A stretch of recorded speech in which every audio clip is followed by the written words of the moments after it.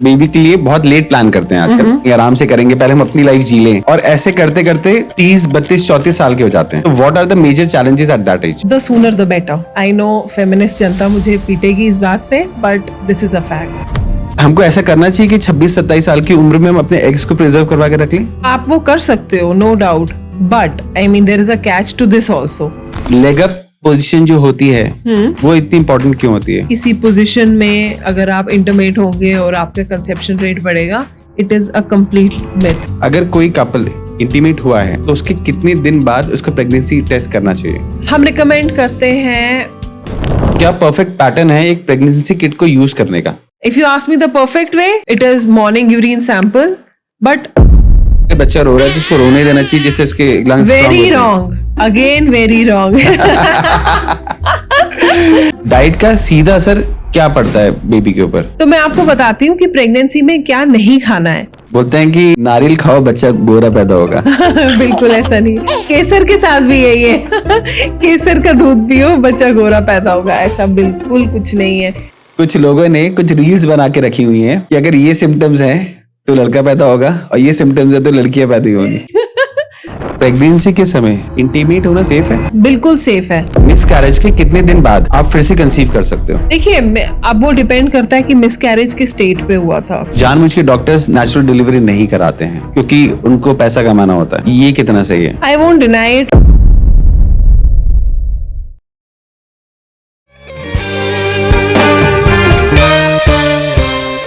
So as you said कि ये profession सबको गुड न्यूज देता है, राइट? तो वो गुड न्यूज को लाइफ में लाने के लिए बहुत सारे चैलेंजेस भी होते हैं, बिल्कुल. और पेशेंट के एंड पे भी बहुत सारे चैलेंजेस होते हैं.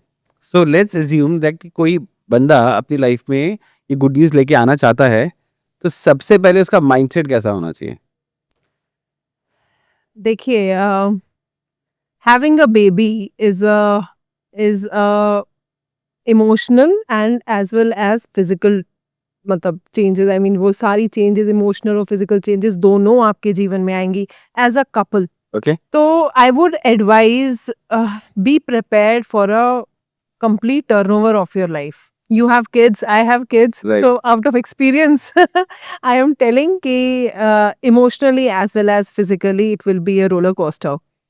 लेडी के लिए इसलिए क्योंकि फिजिकली भी बहुत चैलेंजेस आएंगी. एक बेबी ग्रो हो रहा है आपके अंदर. पहले तो आई मीन आजकल की लाइफस्टाइल के हिसाब से ये एक चैलेंज होता है कि प्रेग्नेंट हो जाओ.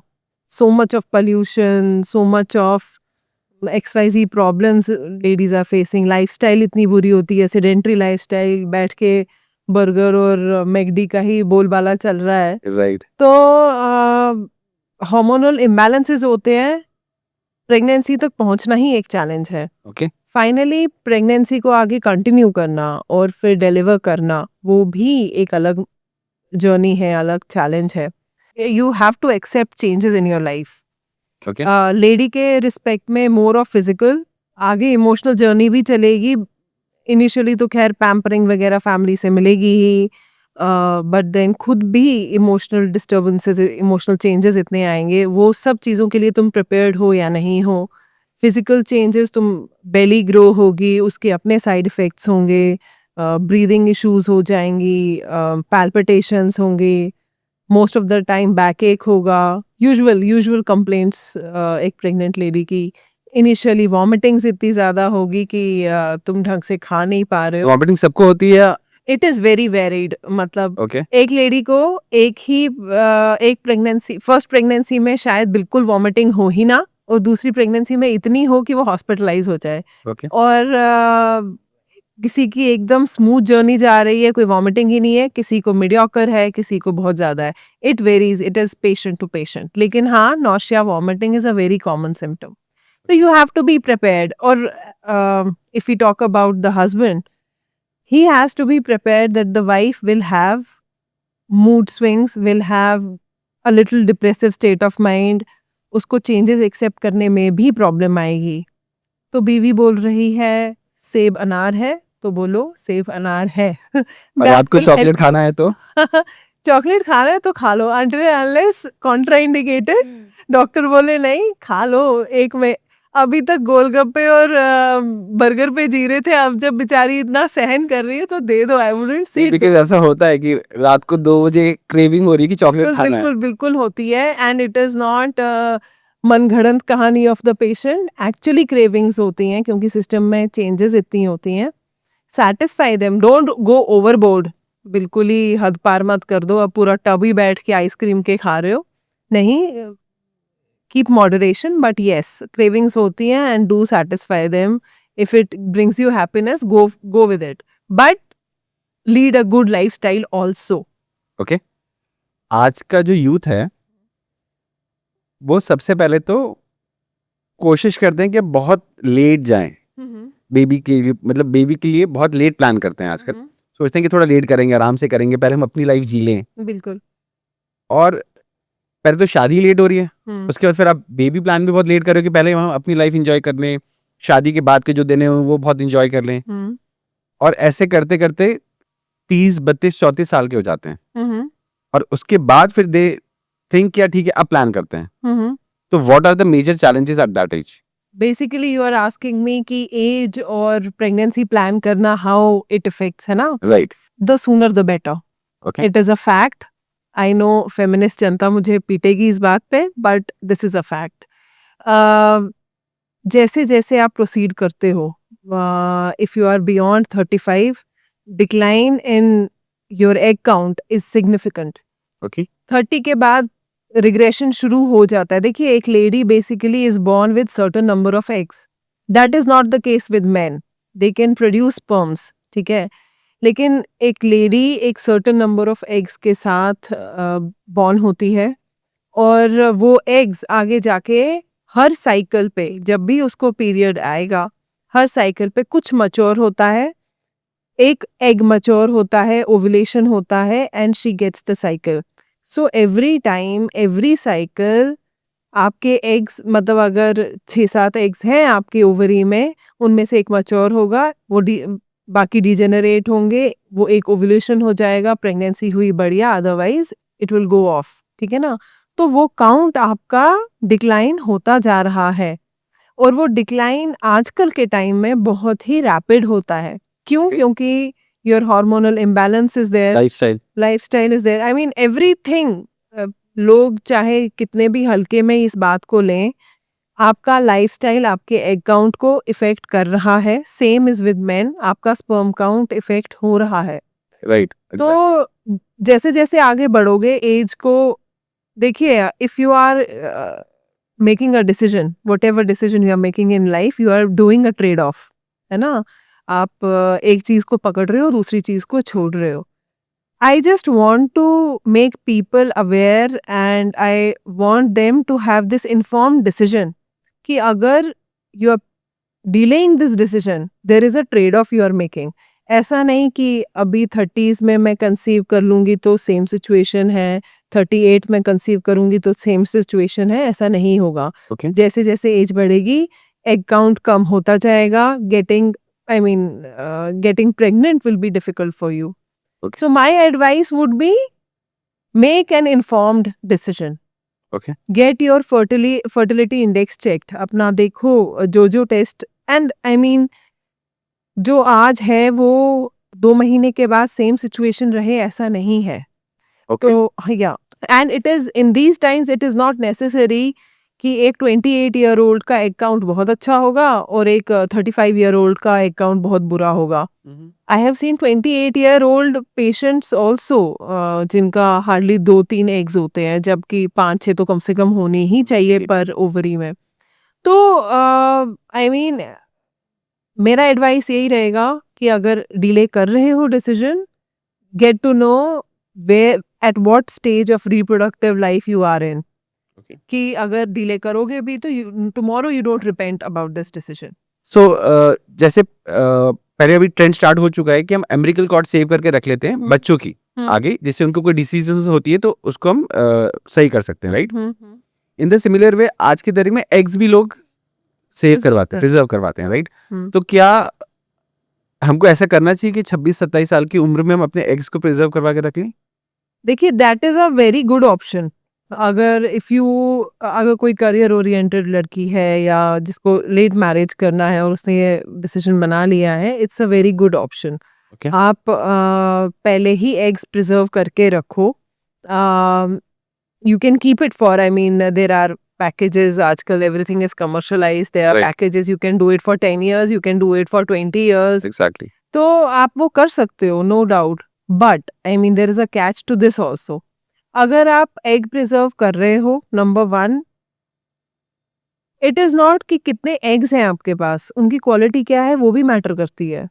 ओके अगर आप लगा लीजिए 26-27 when you are at the prime of your life, आप एग एग काउंट करने जा रहे हो, 2-3 ही मिले, है ना, एक तो वो इशू आता है। दूसरा, अगर अच्छे एग्स मिले भी, आपने फ्रीज कर भी दिए, एग फ्रीजिंग करवा भी दी, कल को अगर आप कंसीव करने का सोचोगे और उन एग्स को यूज करने का सोचोगे, it will be a pure IVF treatment. मतलब ओके उन एग्स को आर्टिफिशियली स्पर्म्स के साथ फर्टिलाइज करवाया जाएगा and then it will be implanted in your uterus, uterus में बिठाया जाएगा ओके और फिर वो प्रेगनेंसी जर्नी आएगी आगे।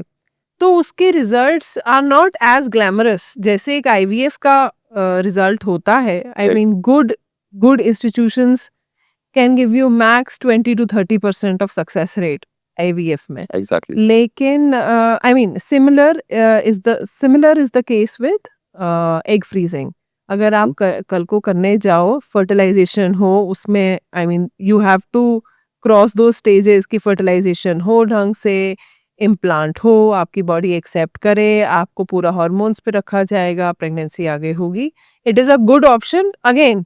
ओके आजकल मैं एक सर्वे देख रहा था, उसमें लड़कियां लड़कों को पीछे छोड़ती जा रही हैं, स्पेशली इन स्मोकिंग। Right. बिल्कुल और पिछले 5 सालों में ये ट्रेंड एकदम से हाइक हुआ है। बिल्कुल। राइट तो ये स्मोकिंग, हम्म ड्रिंकिंग हम्म या फिर और कोई, अगर हम कोई फॉरेन एलिमेंट कंज्यूम करते हैं हम्म तो हमारी बॉडी में क्या चेंजेस आते हैं और उसके कारण प्रेगनेंसी पे क्या इफेक्ट आता है? देखिए, ड्रग्स, अल्कोहल, स्मोकिंग, ये जितने भी ये सारे मोड्स हैं जो आजकल लोग अडेप्ट कर रहे हैं अपने लाइफस्टाइल में, they have a very detrimental effect on your body. जैसे कि मैंने बोला कि a woman is born with certain number of eggs, जी, है ना। जी। अगर आप अल्कोहल कंजप्शन बहुत करते हो, स्मोकिंग बहुत करते हो, आपका एग काउंट कम होगा। अगर किसी एक नॉर्मल फीमेल को लिया जाए और एक स्मोकर को लिया जाए, स्मोकर का egg count, egg quality will be pathetic. वो उसके भी अगर हम आगे बढ़े, अगर वो कंसीव कर भी गई, हम as doctors, we the first history we take from the patient is, क्या आप स्मोकिंग करते हो, क्या आपके हस्बैंड स्मोकिंग करते हैं। क्यों पूछते हैं वो? क्योंकि फ्री रेडिकल्स बॉडी में इतने डेवलप हो जाते हैं स्मोकिंग, अल्कोहल, ड्रग्स से, कि अगर कल को फर्टिलाइजेशन, अगर तुम्हारा एग काउंट भी अच्छा है, तुम्हारा स्पर्म काउंट भी अच्छा है, फर्टिलाइजेशन अगर हो भी जाए, that I mean the union of sperm and egg ova is not perfect। और देखा जाता है कि पहले 3 महीनों में अबॉर्शन हो जाता है because of some genetic mutation, जो कि it is not that it was carried from parents to the son और daughter, but it is somatic as in random mutation हो जाती है क्योंकि उनके यूनियन में प्रॉब्लम हो जाती है। बहुत लेमैन लैंग्वेज में समझा रही हूँ, but I mean this is what happens at the cellular level. अगर आप स्मोकिंग अल्कोहल करते हो, स्मोकिंग का मतलब, अल्कोहल तो फिर टॉलरेबल है, smoking directly impacts your reproductive health.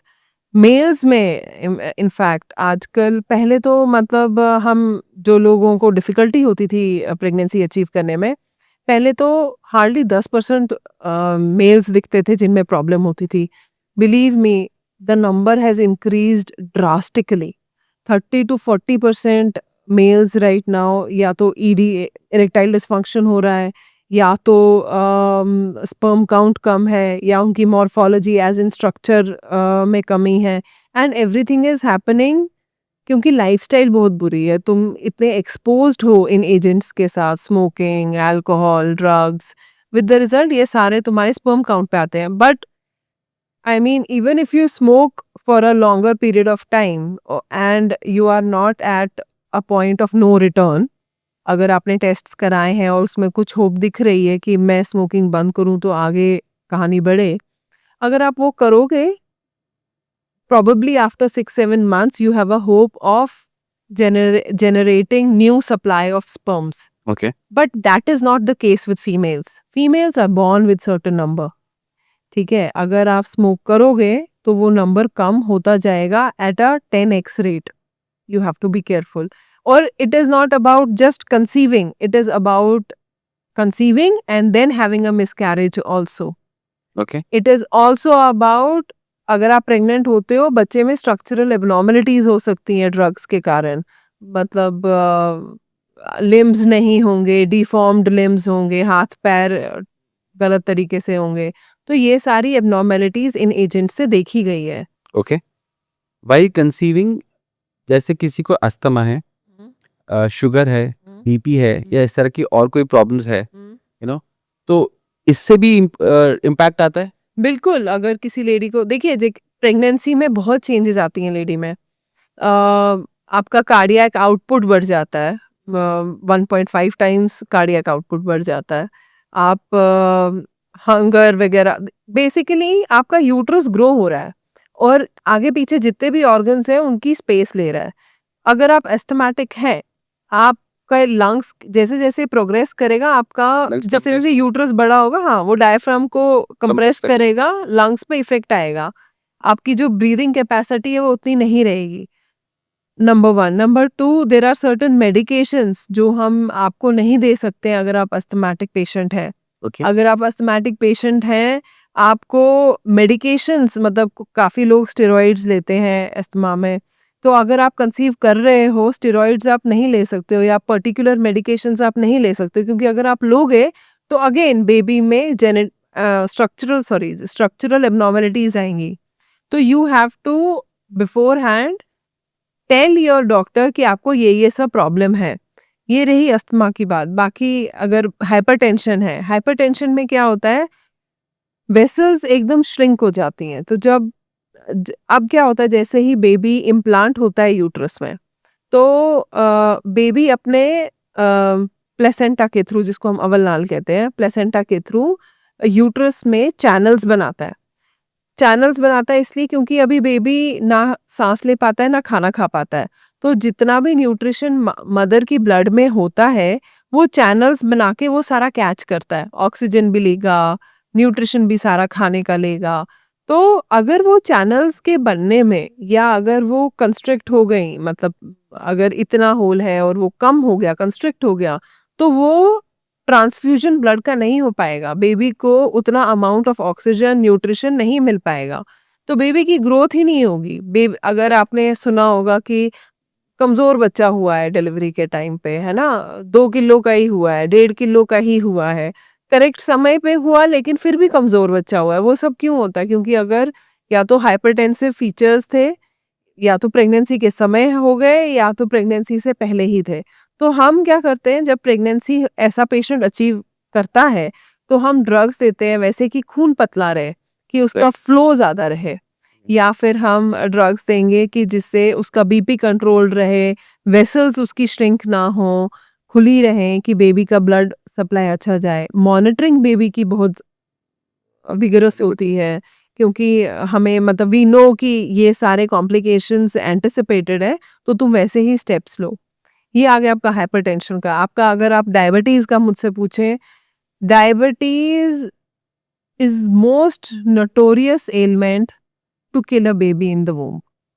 And I mean, होता क्या है, एक डायबिटिक पेशेंट का आप लगा लीजिए, क्योंकि इतना ग्लूकोज कॉन्सेंट्रेशन ब्लड में ज़्यादा होता है, तो बेबी का इंसुलिन भी उतना ही ज़्यादा होता है.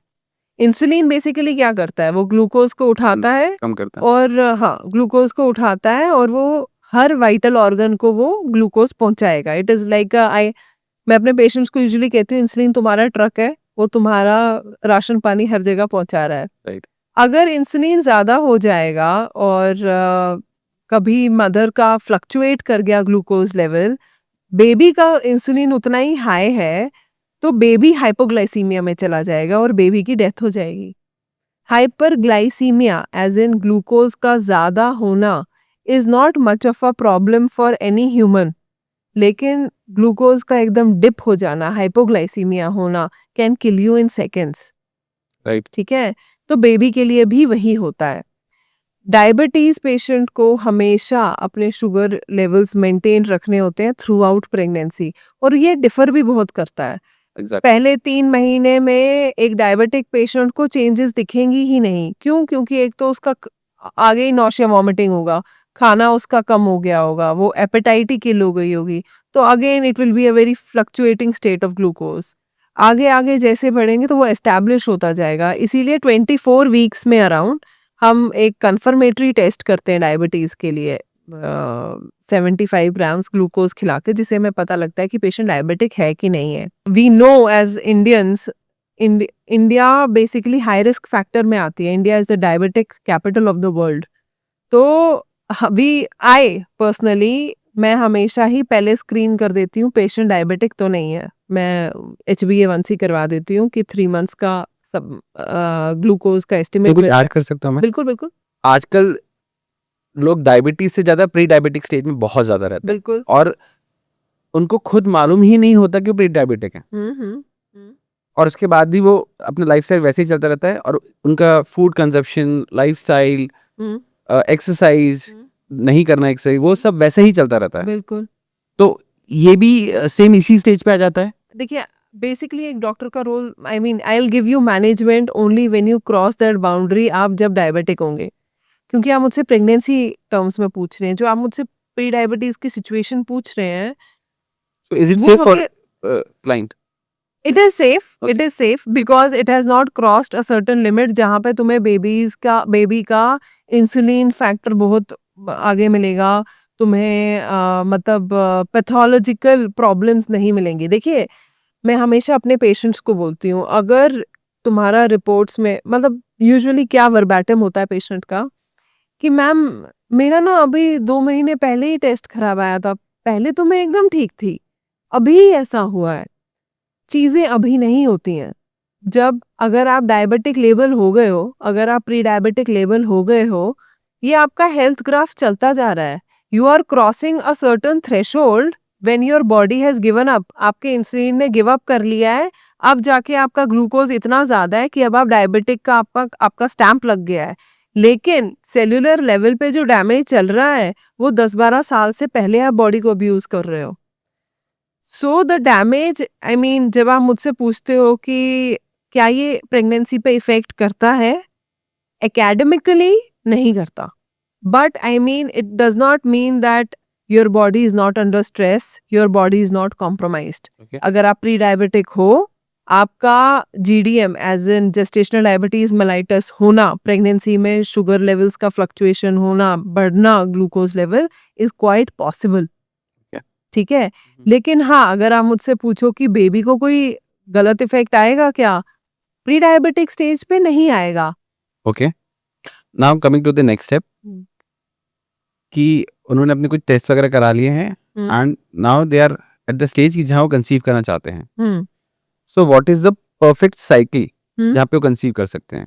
If your periods are regular, अगर आपको लग रहा है कि देखिए, अगर आप टेस्ट्स करवा लेते हैं, प्री कंसेप्शनल काउंसलिंग उसको बोलते हैं, जिसमें कि आप पता लगाएं कि आपका एग क्वालिटी कैसा है, क्वांटिटी कैसा है, आपका हार्मोनल प्रोफाइल कैसा है, थायराइड लेवल्स ठीक हैं क्या, अगर शुगर लेवल्स ठीक हैं क्या, अगर ये आप सारा करवाएं और आपको पता है कि आपके साइकिल्स रेगुलर हैं, जैसा वेरिएशन आपका ज़्यादा नहीं है ऊपर नीचे, 1-2 दिन का वेरिएशन चलता है कि पहले 2-3 दिन होते थे, अब 3-4 दिन हो रहे हैं और वाइस वर्सा।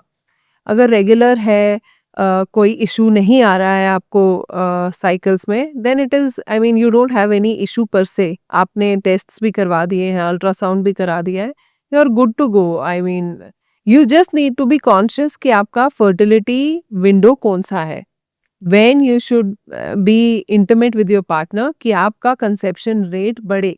तो विंडो कैसे पता चलता है? व्हाट इज द परफेक्ट अगर विंडो फॉर? अगर अगर नहीं, it is not about perfect window. देखिए, एक लेडी का साइकिल 28 डेज भी हो सकता है, 35 डेज भी हो सकता है। We okay, consider this normal. अगर 28 डेज, सॉरी 21 डेज, अगर 21 डेज होता है या 35 डेज होता है, इट इज नॉर्मल। अगर किसी के पीरियड 21 डेज के बाद आ रहे हैं, 25 डेज के बाद आ रहे हैं, 32, 35, इट इज नॉर्मल। उससे ज्यादा प्रोलॉन्ग करते हैं या उससे 21 से शॉर्ट हो रहे हैं, then it is abnormal. Okay, ठीक है। अगर अगर तो अब लगा लीजिए, फॉर एग्जांपल आप मुझसे पूछ रहे हैं फर्टिलिटी विंडो कैसे कैलकुलेट करना है। अगर आपका पीरियड साइकिल 28 डेज का है, उसमें से 14 माइनस कर दीजिए, या 28 डेज छोड़िए क्योंकि वो एकदम पिक्चर परफेक्ट स्टेज आ जाती है। अगर ले लीजिए 25 डेज का है, ठीक है, और उसमें 14 डेज माइनस कर लेते हैं, तो उसमें 11th डे आया वो। Your ovulation will happen on 11th day. Okay, तो हम यूजुअली बोलते हैं 3 to 4 days before and 3 to 4 days after your ovulation you should be intimate. तो करीबन आप लगा लीजिए वो जो हफ्ता 10 दिन का पीरियड है, हम पार्ट मतलब कपल को बोलते हैं कि be intimate every alternate day at least. Okay. तो आजकल सो कॉल्ड बहुत सारी एप्स आ गई हैं। तो वो कितनी प्रिसाइज हैं इन सब चीजों को लेके? है, आई मीन एक normal individual who is not science backed, it is good, it is pretty good. हाँ, लेकिन अगर आप देख रहे हो कि साल भर हो गया है, कंसेप्शन नहीं हुआ, and if you are more than 35, 6 महीने हो गए हैं, you are not conceive, go see a doctor, क्योंकि वो टेक्निकल बातें बता पाएगा आपको। Okay, and there is one more thing, it is not just fertility window. घर बैठे आप ओव्यूलेशन किट्स भी यूज कर सकते हो। ओव्यूलेशन जैसे यूरिन प्रेगनेंसी टेस्ट का किट होता है, वैसे ही ओव्यूलेशन किट होता है। अगर आप कैलकुलेट कर लो कि आपका ओव्यूलेशन कब हो रहा है, 1-2 दिन पहले ही वो किट यूज करना अगर आप शुरू करो, और अगेन आपको 2 पिंक लाइन, उसमें डायरेक्शंस पूरी लिखी होती हैं। Okay. अगर 2 पिंक लाइंस आ गए तो आपको पता है कि ओव्यूलेशन हो गया। तो within 24 to 36 hours be intimate with your partner. That will give you even more assurance कि हाँ, मैंने ओव्यूलेशन के टाइम पे इंटिमेट हुई और तब भी कंसीव नहीं कर पा रही हूँ। And do this for 6-7 months. Patients मेरे पास आते हैं, मैम ओव्यूलेशन किट किया ना पिछली बार यूज, अब मैं तो प्रेग्नेंट ही नहीं हूँ। ऐसा नहीं होता। हर साइकिल में there is hardly 20 to 25% chance of having a live baby after 9 months. ऐसा नहीं है कि इंटिमेट हुए ओव्यूलेशन डे पे और हो गया। हाँ, ब्लेसिंग मिल गई, ऐसा नहीं है। You have to keep on trying for 6-7 months. तो you can use this method also. Okay. हमने पहले एक बार डिस्कस भी किया था अभी कि लेग अप पोजीशन जो होती है वो इतनी इंपॉर्टेंट क्यों होती है? ले कोई भी पोजीशन, तब मैंने I did not answer because this is a myth. There is no position which can enhance the probability of conceiving. Okay, so इसमें बोला जाता है कि जैसे अगर आप लेग अप हैं, कि फीमेल की लेग अप है, हाँ, और तो उससे जो स्पर्म का ट्रैवल है बहुत इजी हो जाता है। Is it like that? नहीं। स्पर्म का there is a head and to the sperm, there is a tail. जो टेल होती है, ये वैसे ही बात है कि मैम अगर मैं उल्टा खड़ा हूं तो मेरा खाना पचेगा क्या? ऐसा नहीं होता। It is not just gravity doing the work. जो स्पर्म होता है उसका एक हेड एंड होता है और उसका एक टेल होता है। जो टेल होता है उसमें अपनी एक मोटिलिटी होती है। जब हम सीमन एनालिसिस करते हैं, सीमन की टेस्टिंग करते हैं, there is a factor called motility. उस जो इन्वेस्टिगेशन होता है उसमें एक स्पर्म काउंट आएगा, मॉर्फोलॉजी आएगी, मोटिलिटी आएगी। तो अगर उसमें इनफ मोटिलिटी होगी, it will travel the whole path. And I mean if you have healthy good sperms, it will travel the whole path. You don't need some position for it. मतलब अगर हम IUI, जिससे layman language में बोलूँ, injection से भी अगर हम स्पर्म डालते हैं, तो ऐसा कुछ नहीं बोलते हम कि अब पेशेंट को खड़े ही नहीं होना है। क्या कहते हैं, स्पर्म नीचे आ जाएगा, हाँ, ऐसा कुछ स्पर्म नहीं। ऐसा कुछ नहीं होता है। वजाइना से सर्विक्स से यूट्रस तक ट्रैवल करता है sperm, and it is not जैसे एग एक होता है, it is not only one sperm, two sperm, there are millions of sperms that travel. तो ऐसा कुछ भी नहीं है कि किसी पोजीशन में अगर आप इंटरमेट होंगे और आपका कंसेप्शन रेट बढ़ेगा, it is a complete myth. अब एक और मिथ है, पिल्लो नीचे रखोगे बटक्स के, राइट, एग्जैक्ट। हाँ, तो कंसेप्शन रेट बढ़ेगा, ऐसा भी बिल्कुल नहीं है। ये भी है कि 1 घंटा लेटे रहो, अगर मैं चली गई क्या कहते हैं वॉशरूम, तो वॉश आउट हो जाएगा, मैं प्रेग्नेंट नहीं हो पाऊंगी, ऐसा भी नहीं है। Rather, I strongly recommend after getting intimate with your partner, go and wash. क्योंकि होता क्या है, यूरिनरी ट्रैक्ट इन्फेक्शन हो जाता है, क्योंकि I mean during the act जो माइक्रो ऑर्गेनिजम्स आगे पीछे हैं which should not be inside the urethra, वो एंट्री कर लेते हैं और वहाँ पे इन्फेक्शन हो जाता है। तो इंटरमेट होने के बाद यूजुअली पेशेंट्स की कंप्लेंट होती है कि मैम इन्फेक्शन हो रहा है, यूरिन करते वक्त बहुत दर्द होता है, या जब यूरिन करती हूँ तो ऐसा लगता है कि आधा अधूरा हुआ है। तो I mean we recommend go and wash yourself. Okay, एक क्वेश्चन बहुत ट्रेंड करता है, आज अगर आप यूट्यूब इन सब पे भी जाएंगे, कि how to pregnant fast.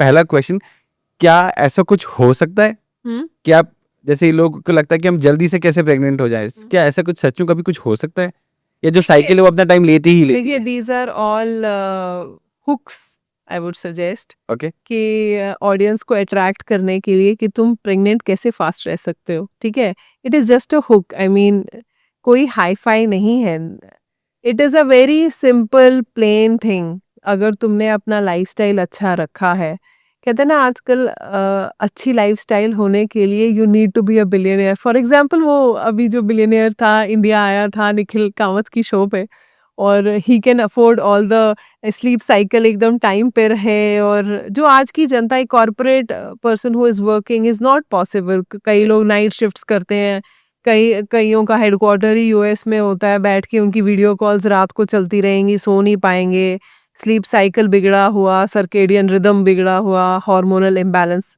With the result. तो there is no trick to conceive fast, but yes, अगर आपका लाइफस्टाइल अच्छा है, अगर you are not having a lot of junk,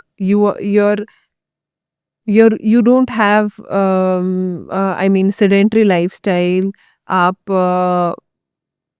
if you are, अगर आप किसान का जीवन जी रहे हो in short, you can be pregnant faster.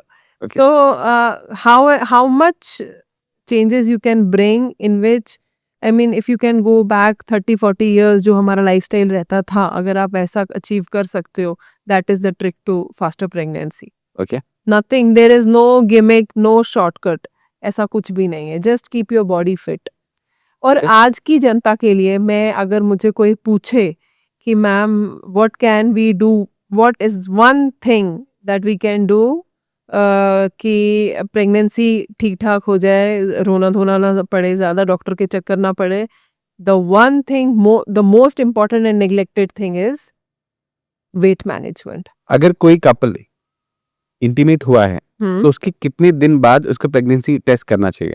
हम रिकमेंड करते हैं जैसे ही आपका पीरियड ड्यू है, उसके अगर आप, if you missed your period, लगा लीजिए अगर आपकी डेट 25 जून की है और आपको पीरियड्स नहीं आए, after 1 week get yourself tested, urine pregnancy test कीजिए, पॉजिटिव आया बहुत अच्छा। डोंट फ्रेट कि मतलब हर जैसे ही इंटरमेट हुए उसके दूसरे दिन आप टेस्ट करने लगे, ऐसा नहीं होगा। It will take time for the UPT to come positive.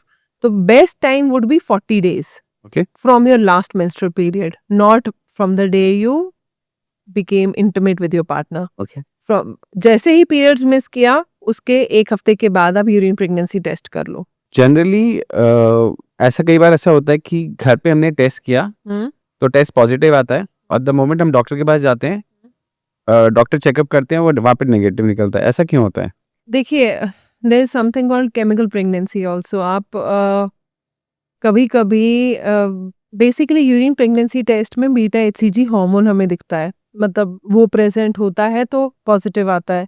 कभी कभी फेल्ड प्रेगनेंसी हो जाती है, एज इन प्रोजेस्ट्रॉन का सपोर्ट उतना नहीं मिलता, विच इज़ जो बेबी का ग्रोथ आगे कराता है, सस्टेन नहीं हो पाती बेसिकली प्रेगनेंसी, और लेडी को पीरियड्स आ जाएंगे।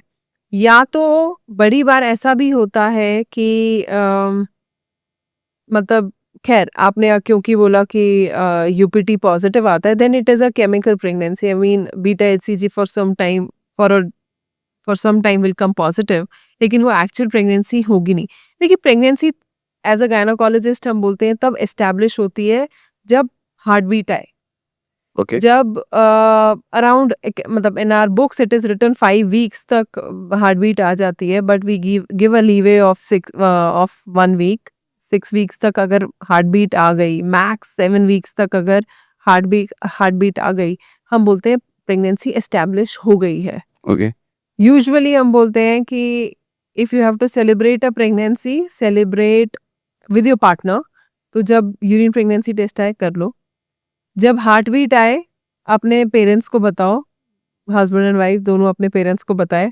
जब 13 वीक्स का आंकड़ा पार हो जाए, 30 वीक्स 13 अच्छा 13 13 वीक्स का आंकड़ा पार हो जाए तो अपने डिस्टेंट रिलेटिव्स को बताओ, बिकॉज 13 वीक्स तक आपका वो डेंजर पीरियड चलता है कि एबॉर्शन हो सकता है। Chances of abortion are maximum in first trimester, okay 12 weeks के अराउंड। तो इस पीरियड में एबॉर्शन होता है।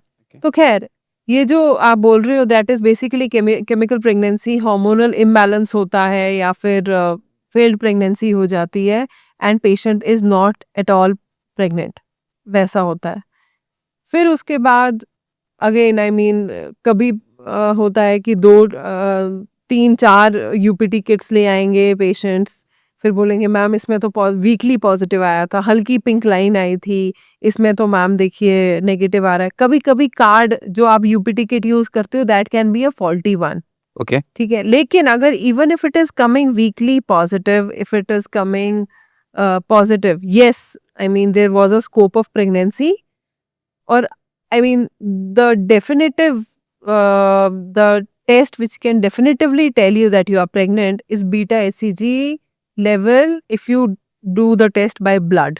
ओके अगर ब्लड में आपका बीटा एचसीजी कैलकुलेट किया जाए कि कितना है, after every 48 hours it doubles up, oh okay ठीक है। तो हम हमेशा अगर हमें लग रहा होता है कि अल्ट्रासाउंड पे दिख नहीं रहा, क्योंकि पेशेंट आती है पॉजिटिव यूपीटी लेके, और अल्ट्रासाउंड अगर कराएं तो उस पे बेबी यूट्रस में दिखेगा नहीं, तो इवन वी आर कंफ्यूज्ड कि भाई स्टेट क्या है। Then we do blood serum beta HCG, blood का बीटा एचसीजी, उसमें हम कैलकुलेट करते हैं क्या अमाउंट है बीटा एचसीजी की। फिर 48 आवर्स के बाद हम रिपीट करते हैं and we expect doubling of it. अगर डबलिंग नहीं हो रही है तो ये फेलियर की तरफ जा रहा है। अगर डबलिंग हो रही है तो अकॉर्डिंग टू द लेवल हम देखते हैं, गेज करते हैं कि 1500 का आंकड़ा पार हो गया क्या। अगर हो गया वी टेल द पेशेंट कि अल्ट्रासाउंड कराओ, उस पे दिखनी चाहिए प्रेगनेंसी। ऑल्दो प्रेगनेंसी किट पे लिखा रहता है कि इसको यूज कैसे करना है, और उसके बाद भी आज भी बहुत सारे लोगों को प्रेगनेंसी किट यूज करना नहीं आता है। क्या परफेक्ट पैटर्न है एक प्रेगनेंसी किट को यूज करने का? यूरिन प्रेगनेंसी टेस्ट में अगेन मैं बताती हूँ, बीटा एचसीजी की प्रेजेंस नोट की जाती है। अब ये है क्या, एक हार्मोन है, जितना यूरिन कॉन्सेंट्रेटेड होगा इस हार्मोन के उतना वो टेस्ट का एक्यूरेट आना पॉसिबल है। ओके और वो यूरिन इतना अक्यूमुलेट कब होता है? रात भर। हाँ, रात भर अक्यूमुलेट होगा, सुबह आप अपना फर्स्ट यूरिन करोगे, है ना। राइट तो उसमें कॉन्सेंट्रेशन पकड़ना उस किट के लिए बहुत आसान है। इस मैकेनिज्म को ध्यान में रखते हुए हम बोलते हैं कि मॉर्निंग सैंपल यूरिन का यूज करो, उसमें पॉजिटिव आना चाहिए अगर हो प्रेग्नेंट तो, ठीक है। अगर उसमें नहीं आ रहा है मतलब तुम प्रेग्नेंट नहीं हो, ठीक है। लेकिन ऐसा भी नहीं है कि अगर मैं दिन के 3 बजे टेस्ट कर रही हूँ तो बिल्कुल ही मतलब बिल्कुल ही गलत रिपोर्ट आएगी, किट गलत ही बताएगा, ऐसा नहीं है। If you ask me the perfect way, it is morning urine sample, but otherwise also you can use it. मतलब मैंने आपको एक्सप्लेन किया कि बेसिकली फंडा क्या है। Right. फंडा ये है कि यूरिन ज्यादा स्टोर होगा, उसमें कंसंट्रेटेड फॉर्म होना चाहिए। कंसंट्रेटेड फॉर्म हार्मोन का होगा जो कि पकड़ा जाएगा यूपीटी में। अब किसी तरह से हमने कंसीव कर लिया, बट उसके बाद सबसे बड़ा जो चैलेंज आता है, जैसे आपने थोड़ी देर पहले आपने भी बोला था कि इसको सस्टेन करना। उसमें बहुत सारे डॉक्टर्स ये बोलते हैं कि आप ज़्यादा चलो फिरो नहीं, स्टेयर्स मत चढ़ो। तो is it a myth It is और a what? very wrong approach. Very, very, very, very raised to power infinity. It is such a wrong approach. Okay, I'll tell you, as a doctor तो खैर हमें सिखाते ही थे कि ऐसा कुछ होता नहीं है. You should be pretty active, जितना एक्टिव रहोगे उतना अच्छा. I went to Germany for my husband was posted there, तो आई वॉज देयर. मेरी अपनी प्रेगनेंसी टाइम चल रहा था वहाँ पे. और मेरे को रिलेटिव्स फ़ोन करके बोलते थे कि आर्या ज़्यादा इधर-उधर मत करना. आई मीन आई न्यू आधी बातें तो medical advice from my relatives इधर से सुनती हूँ और इधर से फेंका जाता है. लेकिन ऐसे ही बोला जाता है संभाल के, सीढ़ियाँ संभाल के. बट आई मीन जो मुद्दा है, जो हमारे रिलेटिव्स बोलते हैं कि ये एक्टिविटी नहीं करना, वो एक्टिविटी नहीं करना, वो एक्टिविटी के लिए नहीं बोल रहे हैं. या I mean probably they are also ignorant about the fact कि it is not about the activity, it is about the fear of falling. Right. ठीक है, एक्टिविटी करना बुरा नहीं है, लेकिन हाँ आप अपने आप को इंजर नहीं कर देना अब उस टाइम पे. That is the motto. तो मैं जब जर्मनी गई, आप मानेंगे नहीं, the babies there are also very healthy. अगर नॉर्मल इंडियन बेबी का वेट 2.5 किलो है, जो जर्मनी का नॉर्मल बेबी वेट है वो 3.5 to 4 किलोज, एकदम गोलू मोलू बेबी निकलता है. तो जो 8th month 9th month ladies pregnant होती थी, दे हैड दिस मच बेली. और वो दे यूज टू साइकिल 2-3 किलोमीटर्स अपने वर्क प्लेस तक. और मैं ऐसे देख रही होती थी कि यार इतनी बड़ी बेली लेके they are cycling the whole distance and it used to be encourage there. ये मुझे इतना आई मीन अच्छी प्रैक्टिस लगी उनमें, which is very very different from Indian perspective. यहाँ पे बोला, यहाँ मुझे आती हैं पेशेंट्स बोलने, क्योंकि I mean these days women are very active और अपना लाइफस्टाइल है उनका, कैफे जाएंगी, ये करेंगी, वो करेंगी, इनफैक्ट जिम भी जाएंगी. तो लेकिन अब रिलेटिव्स फिर से बोलने उनको शुरू कर देते हैं, ये मत करो, अबॉर्शन हो जाएगा. No, you need to understand the basic principle. पहले 3 महीने में कोई भी एक्सटर्नल फैक्टर आपका अबॉर्शन नहीं कर सकता, अनटिल एंड अनलेस आप अबॉर्टिव पिल खाओ. ठीक है, आप दौड़ो, आप जिम करो, आप स्विमिंग करो, आप इंटीमेट हो अपने पार्टनर के साथ, आप कुछ भी करो, फर्स्ट 3 मंथ्स आपका अबॉर्शन नहीं करा सकता. The only thing that can cause an abortion is तुम्हारा अंदर का बॉडी सिस्टम. अगर आपके थायराइड लेवल्स बिगड़े हुए हैं, अगर आपका हार्मोनल इम्बैलेंस है, अगर आपके शुगर लेवल्स बढ़े हुए हैं, ये चीज़ें इन्फ्लुएंस कर सकती हैं. अगर जेनेटिक म्यूटेशन हो रही है बेबी में, आप स्मोकिंग कर रहे हो, ये सब चीज़ें कॉज कर सकती हैं abortion, not some external factor. मैं स्कूबा डाइविंग की, I as a doctor did scuba diving in 3rd month of my pregnancy and nobody knows it in my family circle, but it is as safe. ऐसा कुछ भी नहीं होता. Okay, first 3 months जैसे जैसे बेली बढ़ती है, फिर एक्सटर्नल फैक्टर्स आते हैं कि मतलब अब कोई मतलब बिल्कुल ही मुक्के मारना शुरू कर दे, या फिर बहुत ही जोर का हिट हुआ है, एक्सीडेंट हुआ है, वो आपके कॉन्ट्रैक्शंस और डिलीवरी को इंस्टिगेट कर सकता है. But I mean doing activities, having a active lifestyle can not cause your abortion at any stage. Rather हम बोलते हैं एक्टिव रहो, अनटिल अनलेस पेशेंट को कोई कॉन्ट्राइंडिकेशन हो. मतलब हम अगर जैसे कईयों का अव्वल नाल नीचे होता है, प्लेसेंटा नीचे होता है, पेशेंट को ब्लीडिंग हो रही है, तब हम बोलते हैं विगरस एक्टिविटी मत करो, लेकिन अपने जो डेली चोर्स हैं जीवन के वो करो. क्योंकि होता क्या है, प्रेगनेंसी में खून आगे ही हाइपरकोआगुबल स्टेट में होता है, मतलब उसकी जमने की क्षमता बढ़ जाती है.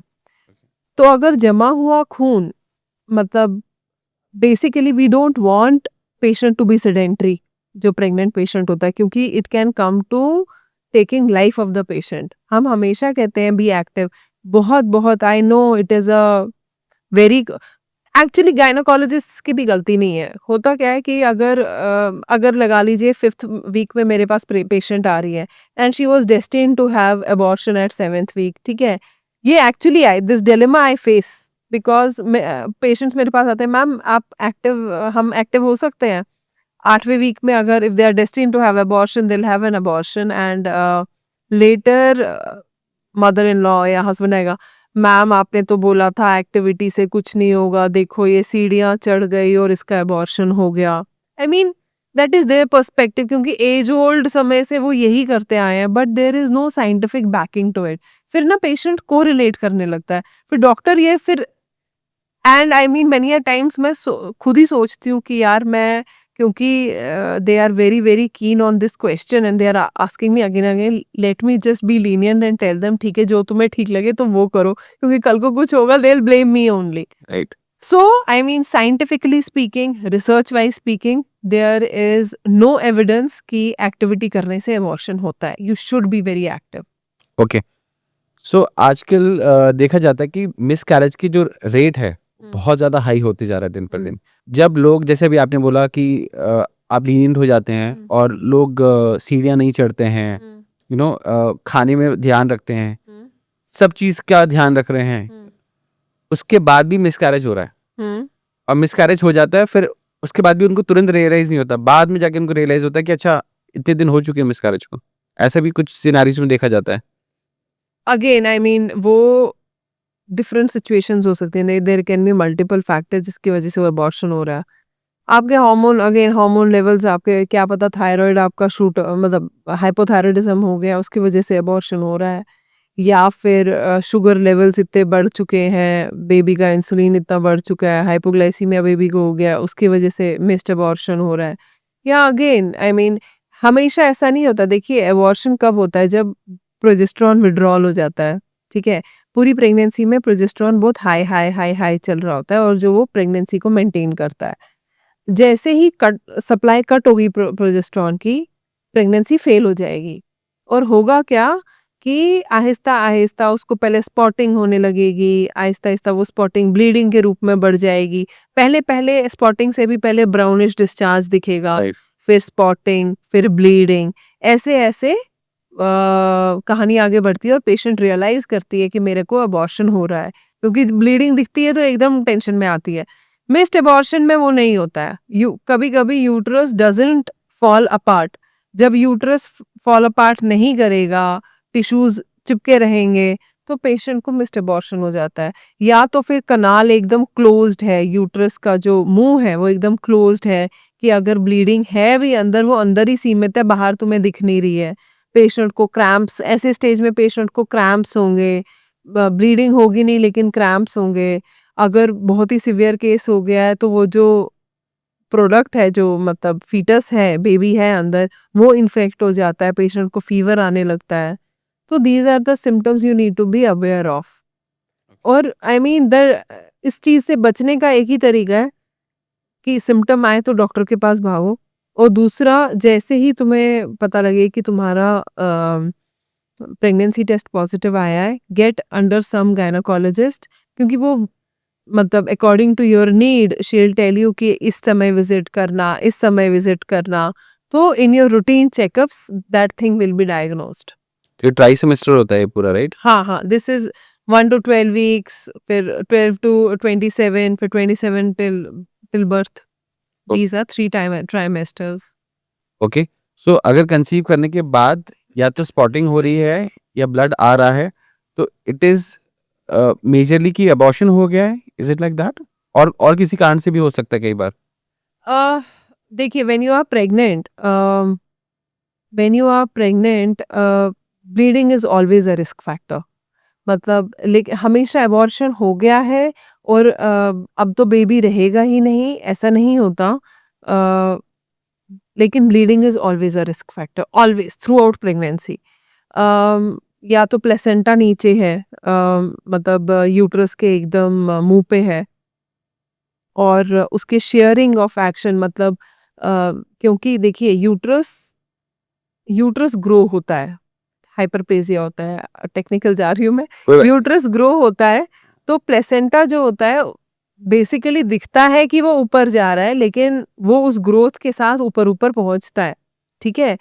तो उसमें शेयरिंग ऑफ एक्शन हो, मतलब थोड़ा-सा सेपरेट होता है, तो उसमें ब्लीडिंग कभी हो सकती है।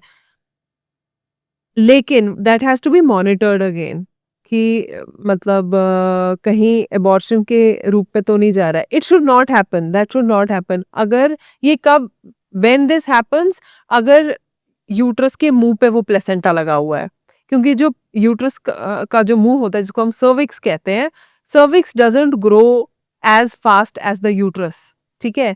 तो अगर वो सर्विक्स के साथ लगा हुआ है then it is a problem. वो मतलब वो ग्रोथ के साथ So ऊपर जा नहीं पाए। cervix is the opening of vagina, मतलब वजाइना के अंदर जो ओपनिंग होती है जो यूट्रस जा रही है, बिल्कुल। that is cervix, right? Uterus और सर्विक्स एक यूनिट है which is opening inside the vagina. Okay. तो everything is happening inside the uterus and cervix is there closed, पूरे यूनिट को पकड़े हुए। और जो फीटस है, जो बेबी है, वो यूट्रस पे एक जगह चिपका हुआ है, चैनल्स बना रखी हैं कि मदर से पूरी सप्लाई ले ले, blood supply, nutrition, oxygen, everything. Okay, so please help me understand this reproductive system. So पहले is vagina, फिर cervix, उससे हमारा कनेक्टेड है यूट्रस, और यूट्रस के साइड से कनेक्टेड है ovaries. Is it like that? Uterus के साइड्स पे आएगा आपका फेलोपियन ट्यूब। Fallopian tube. हाँ, Yes. फेलोपियन ट्यूब, और यहाँ से आपके लेटरल वॉल, आपके साइड्स के वॉल से आप लिगामेंट पकड़े हुए आते हैं ओवरीज के साथ। जो नीचे के साइड रहती हैं. हाँ, जो यहाँ पे मतलब जो बैठी हुई होती हैं, Right. और जो आपकी ट्यूब्स हैं वो फ्लो करती हैं ओवरी के ऊपर। तो जब ओवरी से एग आता है, वो जो फेलोपियन ट्यूब्स ऊपर फ्लो कर रही हैं वो कैच कर लेती हैं एग को। एग आता है फेलोपियन ट्यूब में, स्पर्म आता है वजाइना से सर्विक्स, सर्विक्स से यूट्रस, यूट्रस से फेलोपियन ट्यूब, फेलोपियन वहाँ ट्यूब में ये fertilize होता है. फर्टिलाइजेशन हो और जाती फिर है, यूट्रस में चले जाता है. दोनों का मिलन हो जाता है, जाइगोट बन जाता है, उसको जाइगोट कहते हैं। वो आ जाता है यूट्रस में, यूट्रस में फिर वो फाइनली चिपक जाता है और पूरी सप्लाई डेवलप करता है। ओके. तो जैसे कि कई बार ऐसा होता है कि प्रेगनेंसी या लेटर स्टेज में भी कभी एकदम से खांसते में हंसते में यूरिनेशन हो जाता है, right? So it is because of that ligament only, कि लिगामेंट वो होल्ड नहीं कर पा रहा है, तो कैसे होता देखिए, अब जैसे मैंने बोला कि यूट्रस जैसे जैसे बढ़ेगा वो आगे पीछे जगहों की आगे पीछे ऑर्गन्स की जगह लेगा, ठीक है? तो यूट्रस के अगर हम साइड व्यू ले एक इंसान का, तो सबसे पहले आएगा ब्लैडर जिसमें यूरिन स्टोर होता है, फिर आएगा यूट्रस, और फिर आएगा रेक्टम जहाँ से स्टूल्स पास होते हैं। तो जैसे जैसे यूट्रस जगह लेगा वो ब्लैडर की भी तो जगह लेगा, ब्लैडर को भी तो धक्का देगा, तो उसकी कैपेसिटी कम हो जाती है। तो जब कैपेसिटी कम हो जाती है, पेशेंट को अर्ज ऑफ यूरिनेशन बढ़ जाएगी, वो भी। और दूसरा देखा गया है कि अब ब्लैडर यहाँ है, ये चीज बढ़ रही है और इस पे डेंट मार रही है, तो इसकी इनकम्प्लीट वॉइडिंग होती है, मतलब पूरा यूरिन निकल नहीं पाता है। तो patient has to maintain a position, आगे थोड़ा बेंड करना पड़ता है कि पूरा यूरिन निकले। ऐसे केस में यूरिन जब ब्लैडर में रुक जाता है तो वो इन्फेक्शन के भी बहुत चांसेस क्रिएट करता है। तो हम बोलते हैं कि don't wait for a long time to pass urine, जब भी आए frequently go and urinate. Okay. तो अगर प्रेगनेंसी में कोई फ्रीक्वेंटली बार बार यूरिनेशन जा रहा है तो दैट इज कम्प्लीटली नॉर्मल. हाँ, बिल्कुल। It happens more in first trimester and third trimester. But you have to be aware of symptom also. अगर तुम्हें दर्द हो रही है, अगर तुम्हें जलन हो रही है, अगर इरिटेशन है यूरिन करते समय, तो यूरिन टेस्ट करवाओ, क्योंकि प्रेगनेंसी में यूरिन इन्फेक्शन होने का बहुत चांस होता है, और यूरिन इन्फेक्शन से प्री टर्म डिलीवरी, समय से पहले बच्चा होने का भी बहुत टेंशन होता है। ये हम कैसे डिफरेंशिएट करेंगे कि अगर जैसे नीचे गीलापन लग रहा है तो वो यूरिनेशन है या फिर वाटर आ गया, लीकिंग है, राइट? हम ऐसे में पेशेंट को बोलते हैं कि पैड्स, एक पर्टिकुलर टाइप पैड्स के आते हैं, जी. हम प्रिस्क्राइब करते हैं और वो पेशेंट लगा सकती है।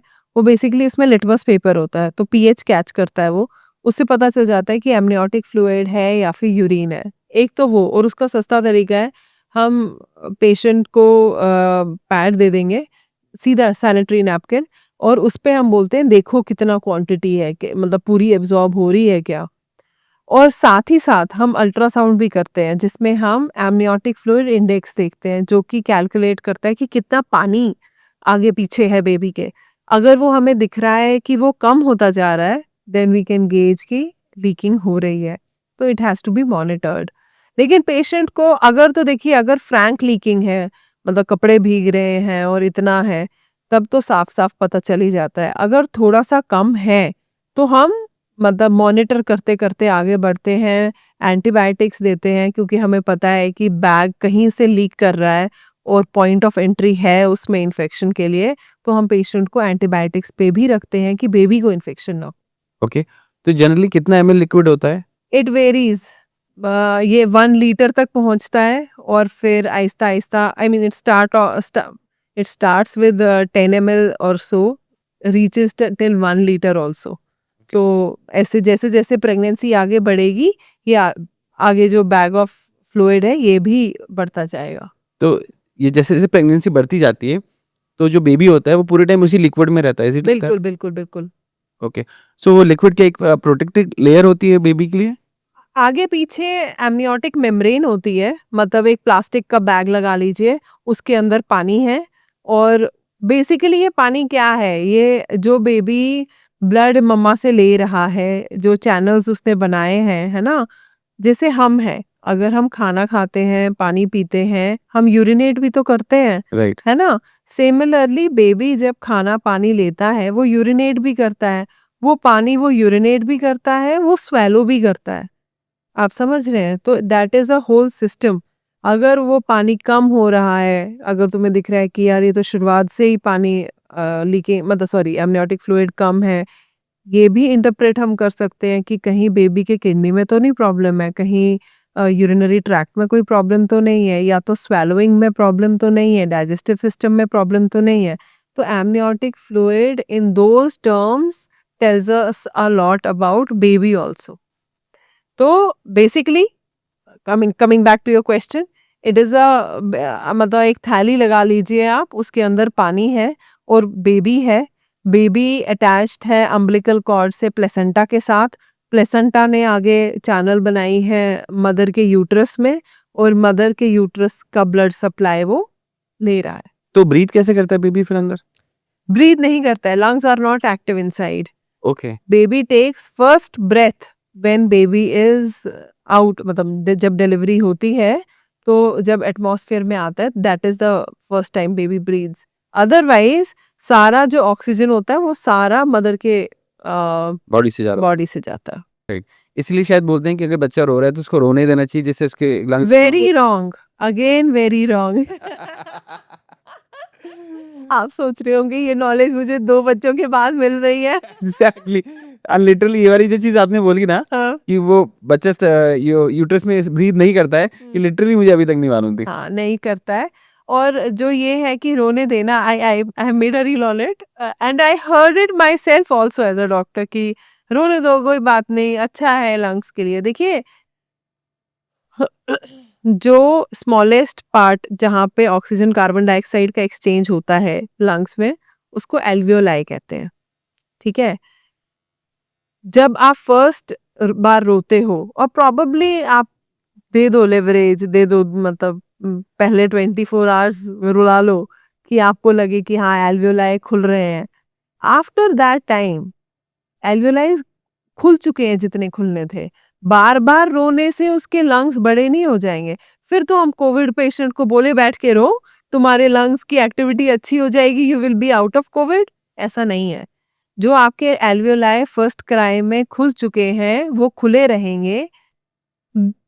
For a person, for a human, अगर आपको अपनी लंग कैपेसिटी बढ़ानी है तो आप ब्रीदिंग एक्सरसाइजेस करो, that will help you.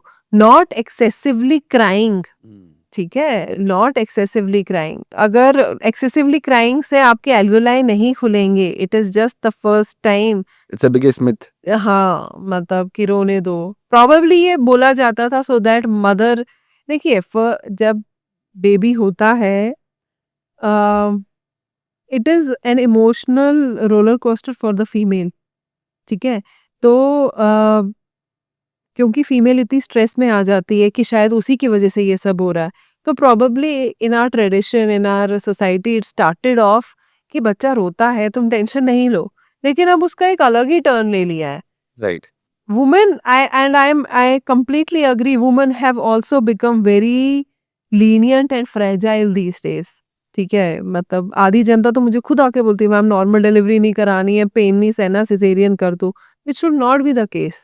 I mean, I support women in and out, but हाँ हम गलत दिशा में भी जा रहे हैं, we should accept that also. Okay. ठीक है, तो प्रोबेबली खैर क्राइंग की बात पे आऊँ तो शायद उस चीज़ को बोल के कि स्ट्रेस ना ले लेडी, और बेबी जब फर्स्ट टाइम ब्रेथ लेता है it is the first time कि वो एयर डाइजेस्टिव ट्रैक्ट से गुजर रही है और उसके बाउल में जा रही है। तो जब वो मूवमेंट होती है तो पेट में दर्द होती है बेबी को पहली बार वो, and the only reaction baby knows is कि रोना है। ठीक है, तो जब भी अगर बेबी रोएगा तो आप रूल आउट करो कि नंबर 1 हंग्री तो नहीं है, भूख तो नहीं लगी, नंबर 2 पेट में गुड़ुम गुड़ुम तो नहीं हो रहा है, गैस तो नहीं है। तभी हम बोलते हैं ब्रेस्ट फीड कराने के बाद बर्प कराओ कि जो थोड़ी मोड़ी एयर है वो निकल जाए, लेकिन फिर भी रह जाती है, ऐसा नहीं है, तो बेबी रोएगा ही रोएगा। तो उसके लिए स्ट्रेस में मत आओ। एंड हाँ, आई मीन मैं हमेशा गाइड करती हूँ अपने पेशेंट्स को, there is only one condition when a baby is crying and you should take stress, that is when baby is not accepting feed. अगर बेबी फीड एक्सेप्ट नहीं कर रहा तब मानो कि कुछ गड़बड़ है, नहीं तो सब हाथ में है। ओके, अब हम इस स्टेज तक तो आ गए कि हमने प्रेगनेंसी सस्टेन कर ली। अब नेक्स्ट स्टेज आता है कि इसको स्टेबल कैसे रखें। तो अब इसको सस्टेन से स्टेबल स्टेज पे कैसे लेके जाएं? देखिए, एक बार अगर 12 वीक्स आपके प्रेगनेंसी के हो गए तो उस स्टेज में क्या होता है कि आपका हार्मोनल प्रोफाइल ठीक चल रहा है and you can rely on your ovaries doing the job, your egg doing the job. आप यू आर 100% श्योर कि हार्मोनल प्रोफाइल वैसा बन गया है that your pregnancy can move ahead. ठीक है, तो अगर आपको लग रहा है कि अगर स्पॉटिंग हो रही है या कुछ हो रहा है, usually as doctors we give progesterone hormone कि ये सारी प्रेगनेंसी सस्टेन चले। स्टेबिलिटी लाने के लिए other than diet and living a good lifestyle you can not do much. अगर आप डाइट, हाइड्रेशन, अगर आप सेडेंटरी लाइफस्टाइल ना रखें, ठीक ठाक एक्टिव रहें, you cannot do much. Don't do something harmful to your body. That is only thing required. Otherwise अगर आप सीधा साधा चल रहे हैं, ऐसा कुछ नहीं है कि आप करोगे तो वो एबॉर्शन में कन्वर्ट हो जाएगा। ओके, जनरली डॉक्टर्स कुछ स्पेशल केसेस में कुछ इंजेक्शंस लिखते हैं, या तो आपको उसको अपने स्टमक के ऊपर लगाना होता है या फिर आपको पैर पे लगाना होता है। What is that injection? During the start of the pregnancy कुछ केसेस में वो आगे भी चलता है। वो आपका बेसिकली जिसमें प्रोजेस्टेरॉन बनने की प्रॉब्लम हो या HCG जो कि प्रेगनेंसी हार्मोन होता है वो बनने की प्रॉब्लम हो, जो आपकी बॉडी खुद नहीं बना पा रही है, वो हम एक्सटर्नली आपको देते हैं। यूजुअली IVF केसेस में ये बहुत दिया जाता है क्योंकि artificially we are creating a system in your body कि बॉडी को बता रहे हैं कि अब आप प्रेग्नेंट हो, तो उसके लिए वो हार्मोन्स भी तो वहाँ होने चाहिए। वो हार्मोन्स हम इंजेक्शंस के द्वारा देते हैं। प्रेगनेंसी में जब हम स्टेबल स्टेज पे भी अब आ गए हैं, तो ट्राई सेमेस्टर को एक बार प्लीज आप एक्सप्लेन कर दीजिए, और उसके बाद डाइट। देखिए, ट्राइमेस्टर बेसिकली 3 भागों में प्रेगनेंसी पीरियड को डिवाइड किया गया है। फर्स्ट 12 वीक्स, फिर 12 to 27 वीक्स, फिर 27 वीक्स से बर्थ तक। तो ये ट्राइमेस्टर्स आपके हो गए। फर्स्ट 3 मंथ्स में आपके स्ट्रक्चर बनते हैं बेबी के। First 3 months are crucial for structure. ठीक है, आप बॉडी के ऑर्गन्स बनते हैं, हार्ट बनता है, ब्रेन बनता है, स्पाइनल कॉर्ड बनेगा।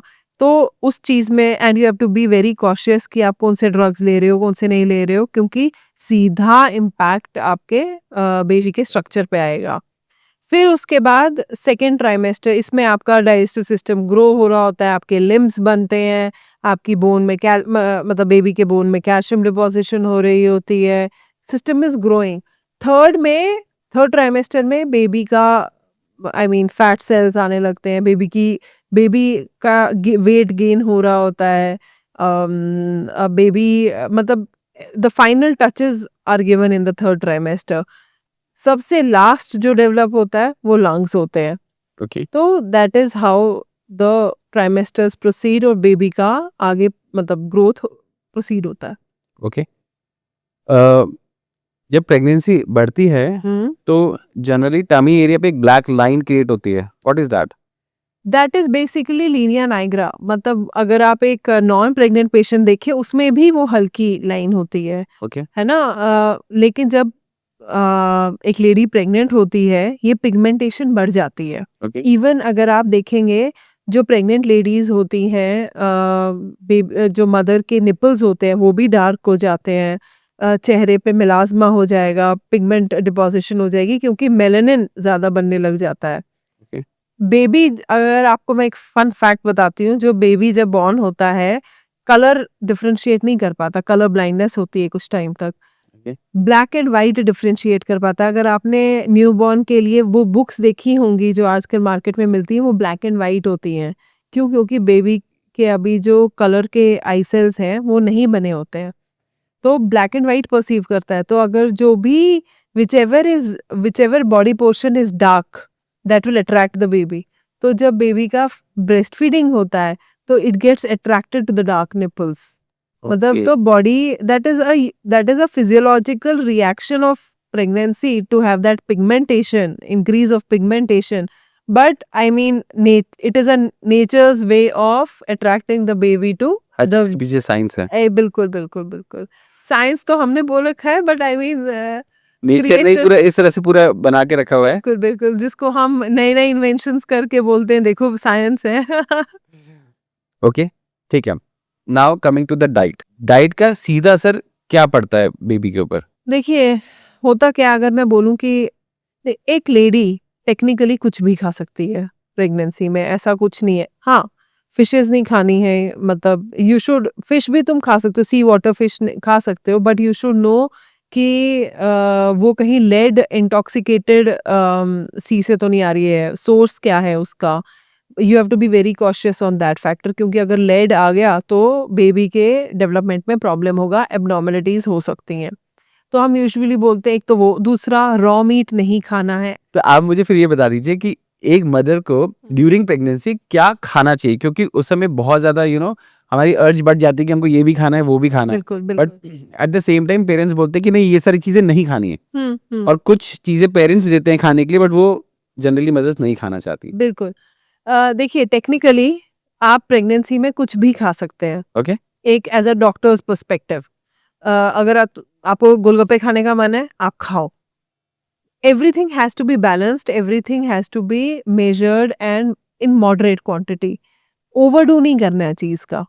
जो आपको चीजें मैं आपको पहले बताती हूँ कि क्या नहीं खाना है, ओके क्योंकि देन यू कैन, वो लिस्ट कम है, खाने को बहुत कुछ है। तो मैं आपको बताती हूँ कि प्रेगनेंसी में क्या नहीं खाना है, ओके क्योंकि that list is shorter. Okay एक तो कच्चा मीट, रॉ मीट नहीं खाना है, क्योंकि उसमें इन्फेक्शन, सैल्मोनेला इन्फेक्शन होने का चांस होता है, बेबी को इफेक्ट करेगा। जी आप अगर फिशेस खा रहे हैं तो आपको ये ध्यान रखना है कि मतलब सी से अगर आ रही है वो सी फिश है, तो सॉल्ट वाटर फिश है, तो कहीं लेड इंटॉक्सिकेटेड तो नहीं है। तो यूजुअली हम बोलते हैं मत खाओ अभी इस पीरियड में। रॉ एग्स नहीं लेना है, अनपैस्चराइज्ड दूध नहीं लेना है, अगेन इन्फेक्शंस के चांसेस होते हैं। ओके कोई भी विदाउट डॉक्टर्स परमिशन दवाई नहीं लेनी है।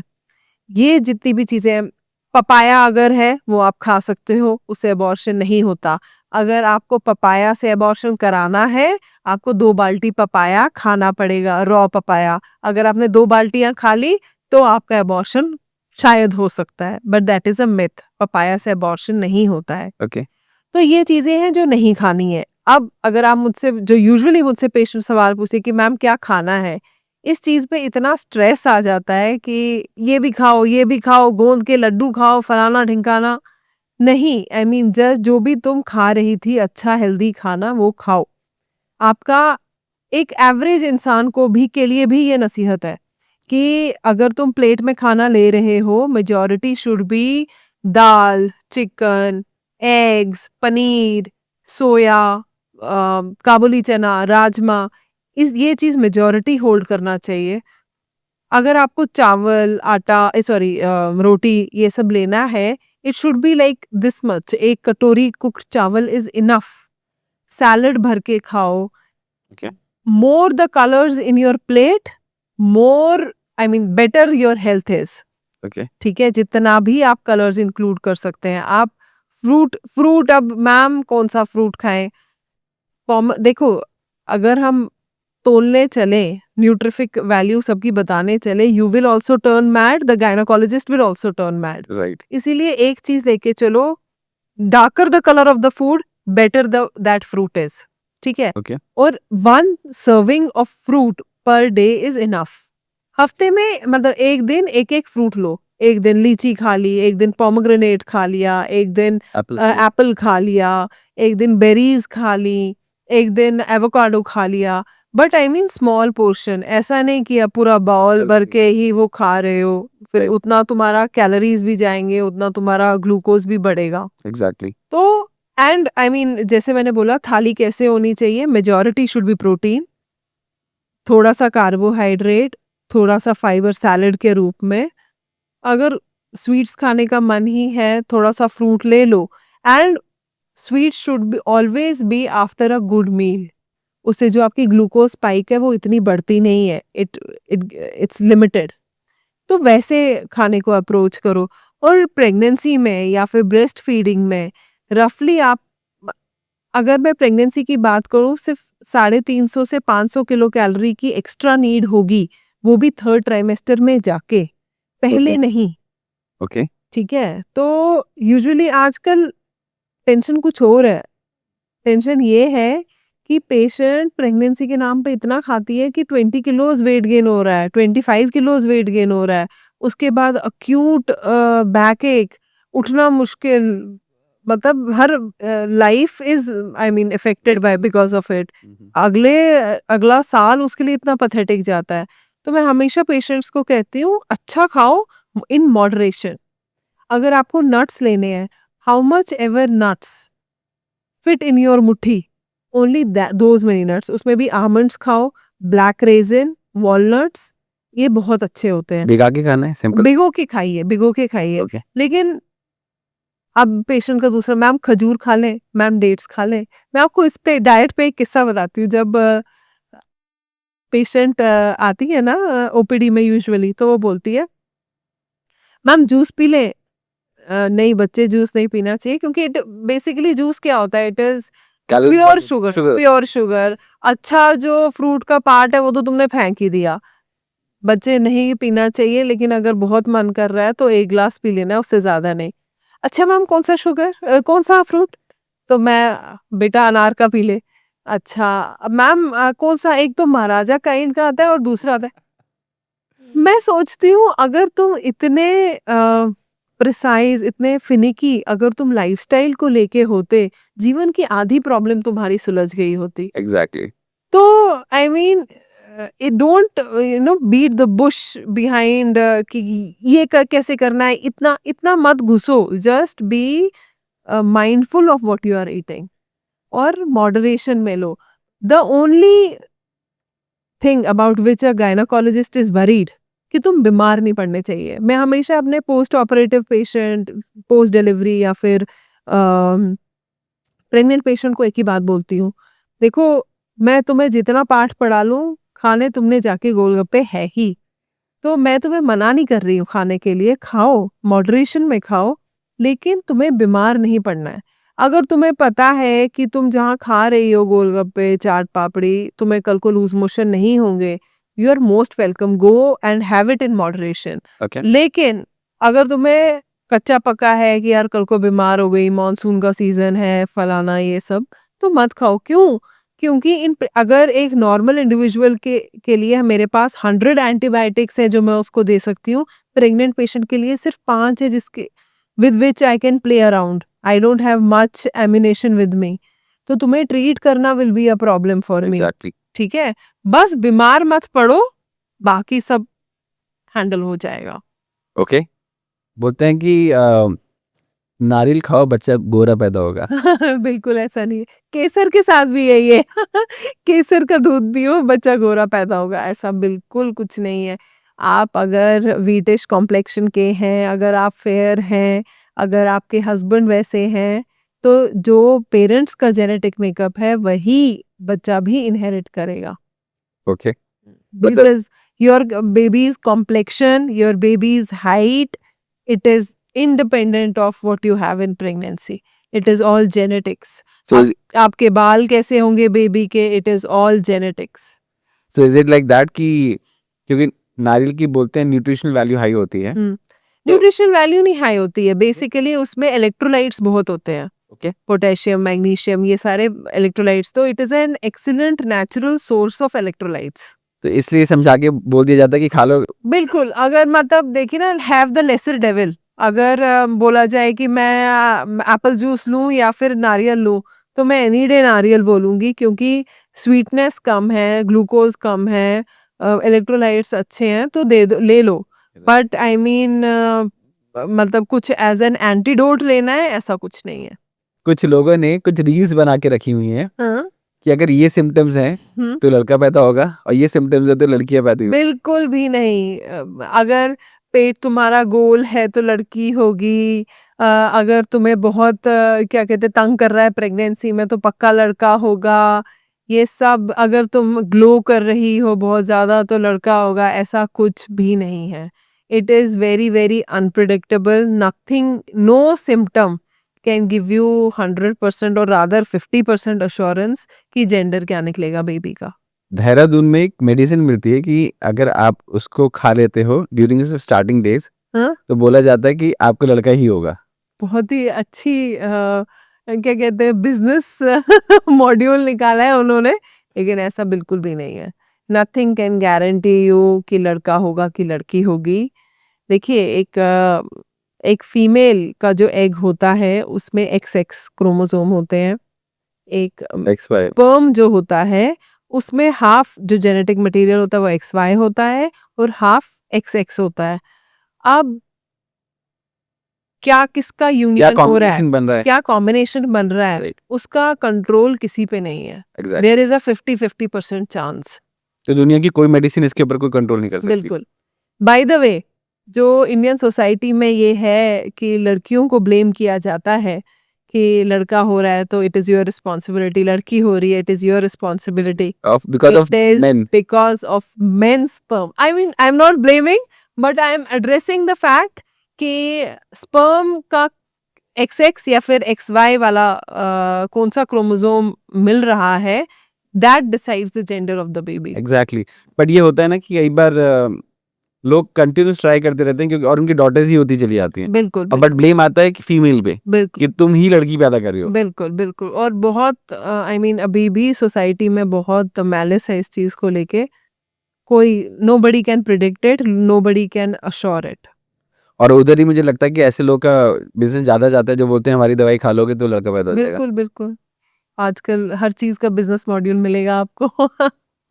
ओके, फूड पे हमने बात किया, हम्म, ये भी बात किया कि किस तरह की फूड्स हमको नहीं खाने चाहिए। Hmm, now a major role is hydration. Hmm. Hydration कैसा होना चाहिए? देखिए, you should have 2 to 3 liters of water. Okay Rather, I mean 3 liters is good enough, क्योंकि फिर पेशेंट भी अनईजी होती है एज द यूट्रस ग्रोज। तो 3 liters is good enough water. ऐसा तो there is nothing hard and fast, लेकिन हाँ, डिहाइड्रेशन की तरफ नहीं जाना है, क्योंकि amniotic fluid is all water. वो अगर तुमने पानी कम पीना शुरू कर दिया या ऐसे कर रही हो तो फिर जो एमनियोटिक फ्लूइड है वो कम होने लगेगा। दूसरा, यूरिनरी ट्रैक्ट इन्फेक्शन का, जैसे मैंने आपको समझाया कि चांसेस बढ़ जाते हैं प्रेगनेंसी में, वो भी होने लगेगा। जितना पानी पियोगे उतना फ्लश आउट होगा यूरिन, उतना वो यूरेथ्रा साफ होता जाएगा, उतना चांसेस ऑफ इन्फेक्शन भी कम होता जाएगा। तो yes, around 3 liters of water is good enough for a pregnant patient. कई बार देखा जाता है कि बच्चे की पहले एक हेल्दी ग्रोथ थी और एकदम से एक पॉइंट पे जाके बच्चे की ग्रोथ रुक जाती है, राइट? तो ऐसा क्यों होता है? देखिए, फिर कोई पैथोलॉजी, कोई प्रॉब्लम होगी लेडी में, तभी ऐसा हो रहा है। अगर तो जैसे मैंने आपको इनिशियली समझाया था, अगर हाइपरटेंशन हो, प्री एक्लेम्पसिया जिसको बोलते हैं प्रेगनेंसी में, अगर प्री एक्लेम्पसिया हो, हाइपरटेंशन हो, तो उसकी वजह से जो ब्लड वेसल्स होते हैं वो श्रिंक हो जाते हैं। जब वो श्रिंक हो जाते हैं तो ब्लड का सप्लाई कम होगा, ब्लड का सप्लाई कम होगा, न्यूट्रिशन कम होगा, न्यूट्रिशन कम होगा, बेबी का ग्रोथ नहीं हो Right. पाएगा। इसको हम बोलते हैं IUGR baby, intra uterine growth restriction. तो ये IUGR बेबी होने लगता है, मतलब 2.5 kilos is the normal weight at the time of birth, जो कि इससे अप एंड बियॉन्ड होना चाहिए, उससे कम नहीं होना चाहिए, नहीं तो लो बर्थ वेट बेबी बोलते हैं। तो pre eclampsia is one of the factors. फिर कभी कभी इम्यून रिएक्शंस होते हैं, ऑटो इम्यून रिएक्शंस होते हैं, जिसकी वजह से बेबी रिजेक्ट हो रहा होता है, but that is a separate story. But mostly it is because of hypertension, जो कि IUGR हम देखते हैं, या फिर डायबिटीज। डायबिटीज में क्या होता है, डायबिटिक पेशेंट इज, डायबिटीज और hypertension both are linked with each other. Okay. Diabetic patient को हाइपरटेंशन हो प्रेगनेंसी में, इसके 25% चांसेस लगे रहते हैं। We are always on a lookout कि वो तो नहीं हो रहा है। तो अगर वैसा होगा तो अगेन रिस्ट्रिक्शन होगी, उसके वजह से बेबी वीक पैदा होता है। या कभी कभी प्लेसेंटा में कैल्सिफिकेशन होने लगती है, वहाँ पे डिपॉजिट्स होने लगते हैं, कैल्सिफिकेशन होने लगती है, जिसकी वजह से again shrinkage of blood vessels हो जाती है, ब्लड सप्लाई कम, न्यूट्रिशन कम, बेबी का वेट सफर करता है। तो दीज आर द तो रीजन। इसमें क्या वो एम्ब्रिकल कॉर्ड जो होती है वो श्रिंक हो जाती है? Is it like that? देखिए, अम्बिलिकल कॉर्ड में अम्बिलिकल आर्टरी और वेन होती है। ओके। तो अगर वो श्रिंक हो गई, आर्टरी और वेन, तो उसकी वजह से तो जो न्यूट्रिशन है वो हैम्पर हो जाए, कॉम्प्रोमाइज हो जाएगी, उसकी वजह से ग्रोथ कॉम्प्रोमाइज हो जाएगी। एक बात है जो कि मिथ है या नहीं पता नहीं, बट जनरली सबको सजेस्ट किया जाता है कि प्रेगनेंसी के समय कुछ अच्छा एनवायरनमेंट रखो, अच्छी फोटोग्राफ्स लगाओ बिल्कुल बिल्कुल। और अच्छा सुनो। तो ये कैसे इम्पैक्ट डालता है? देखिए, baby starts hearing mother's voice way before delivery. Okay. तो अराउंड 20 वीक्स में baby can respond to mother's activities और ये सब चीज़ें। फिर मदर के हॉर्मोन्स, अगर मदर हैप्पी है, तो जो बेबी, जो देखिए, अगर आप टेंशन में हैं, अगर आपने देखा होगा, अगर कोई भी नया बिजनेस खोल रहा है, उसको इतना टेंशन होगा, हाइपरटेंशन का पेशेंट बन जाएगा। करेक्ट। राइट। सिमिलरली अगर एक मदर एंग्शियस रहेगी, हमेशा टेंशन में रहेगी, तो क्या होगा, हाइपरटेंशन की पेशेंट बनेगी। अगर पेशेंट बने भी नहीं, सेलुलर लेवल पे तो चेंजेस आएंगी ना, जिसकी वजह से प्रॉब्लम आगे जाके उसको कभी होगी। तो अगर वो सेलुलर लेवल पे चेंजेस आई, तो अगेन बेबी पे भी वो चीजें सब दिखेंगी। तो that is why we don't want a stressful environment for the mother. Okay. एक तो वो, दूसरा, अगर अगर आप म्यूजिक, अच्छा देखिए, जितना भी है म्यूजिक है, हम बोलते हैं भजन सुनो, है ना, हम बोलते हैं कोई वाणी सुनो, ये सब मतलब सारे भजन कीर्तन वटेवर ये सब सुनो। क्यों? क्योंकि it gives a meditative state of mind. Meditative spirituality की तरफ जाते हो तो your stress levels are less, stress levels less है, कॉर्टिजोल लेस है, हार्मोनल प्रोफाइल ठीक है, सेलुलर लेवल पे यू आर फंक्शनिंग करेक्टली, तो बेबी की ग्रोथ भी अच्छी होती है। ये जितना भी मैंने आपको समझाया कि ब्लड वेसल्स का श्रिंकेज होना, ये सब चीजें नहीं होती हैं। ऑफ कोर्स ये तो optimise, this becomes an optimising effect on the baby. Okay. Any specific yogas you want to suggest for a healthy baby life? I have a very different point of view for yoga. Yoga is not exercise. Okay. Yoga is basically a spiritual practice. Right. Exercise, जिसको हम exercise बोलते हैं, is a path to achieve that, that mission, that meditative state. ठीक है? Using yoga for flexibility, yes, you can do it, but it is a preventive medicine. As in, तुम सालों से करते आ रहे हो तो तुम्हें कहीं जाके रिजल्ट दिखेंगे। तुम सडनली सेकेंड ट्राइमेस्टर में शुरू हो गए, तुम्हें कोई आशीर्वाद नहीं देने वाला कि अब सब कुछ सफल जाएगा जीवन में। I want to tell the audience कि, क्योंकि बहुत पेशेंट्स आते हैं कि उन्होंने कुछ एक्सरसाइज की नहीं होती है to achieve normal pregnancy, suddenly they start doing yoga. Keeping that thought in your mind, I wouldn't say कि योगा तुम करो तो उसका कोई नेगेटिव इम्पैक्ट भी होगा, लेकिन don't expect some drastic results out of it. ठीक है? योगा एक्सरसाइजेस जो आपको हेल्प कर सकते हैं, बेसिकली क्या होता है कि जब हम, अब योगा बेसिकली आपके लिगामेंट्स को स्ट्रेच करता है, आपके जो फ्लेक्सिबिलिटी है वो बढ़ाता है। तो finally how will it help you कि जब आप डिलीवरी करोगे, जब आप उस पोजीशन में आओगे, स्क्वाटिंग पोजीशन ये सब हो गया, तो उसमें तब आपको दिक्कत नहीं होगी। It won't be the first time that you will be having that position. तो बेसिकली आपके पेल्विस को वो स्ट्रेच करता है। ओके। तो जब वो करेगा तो I mean what can help you if you have been doing एक कैट एंड काउ स्ट्रेच होता है योगा में, अगर आप वो करो, अगर आप बटरफ्लाई पोज करो, I mean whatever opens up your pelvis, ठीक है। अगर आप माउंटेन पोज करो, उसमें भी आपका पेल्विस खुलेगा, वो एरिया बेसिकली जॉइंट्स में फ्लेक्सिबिलिटी आएगी, that will help you.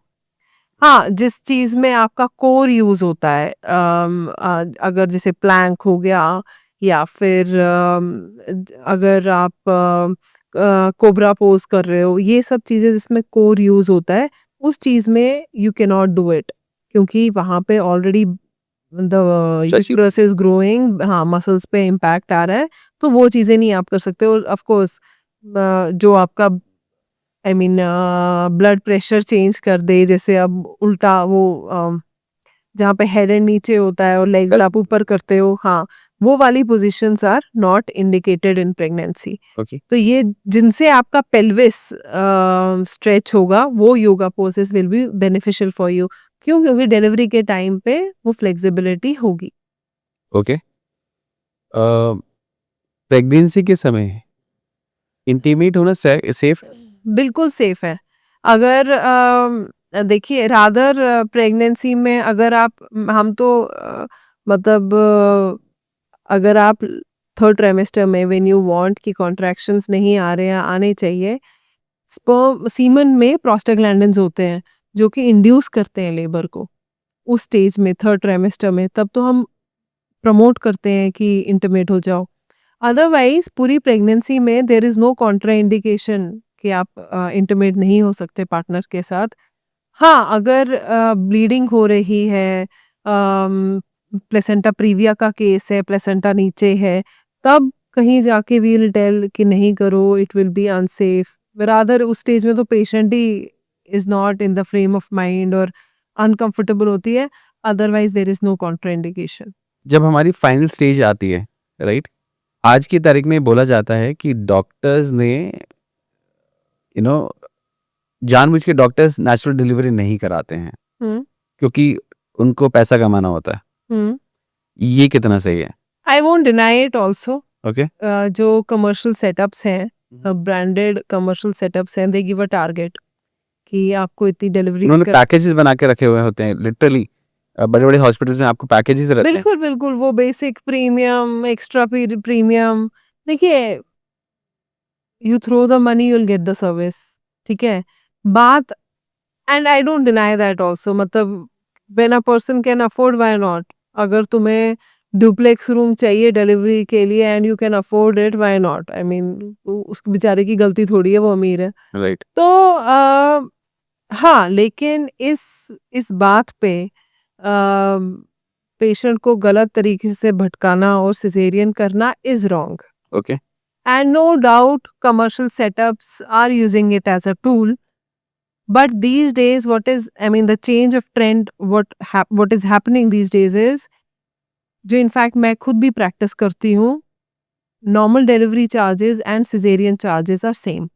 Okay. And believe me, अगर आप मेरे को पर्सनली पूछो तो normal delivery should be charged more, caesarean should be charged less. Okay. क्योंकि सिजेरियन इज वेरी सिंपल, गए, केस किया, baby is out, mother is okay, baby is okay, सब बढ़िया है।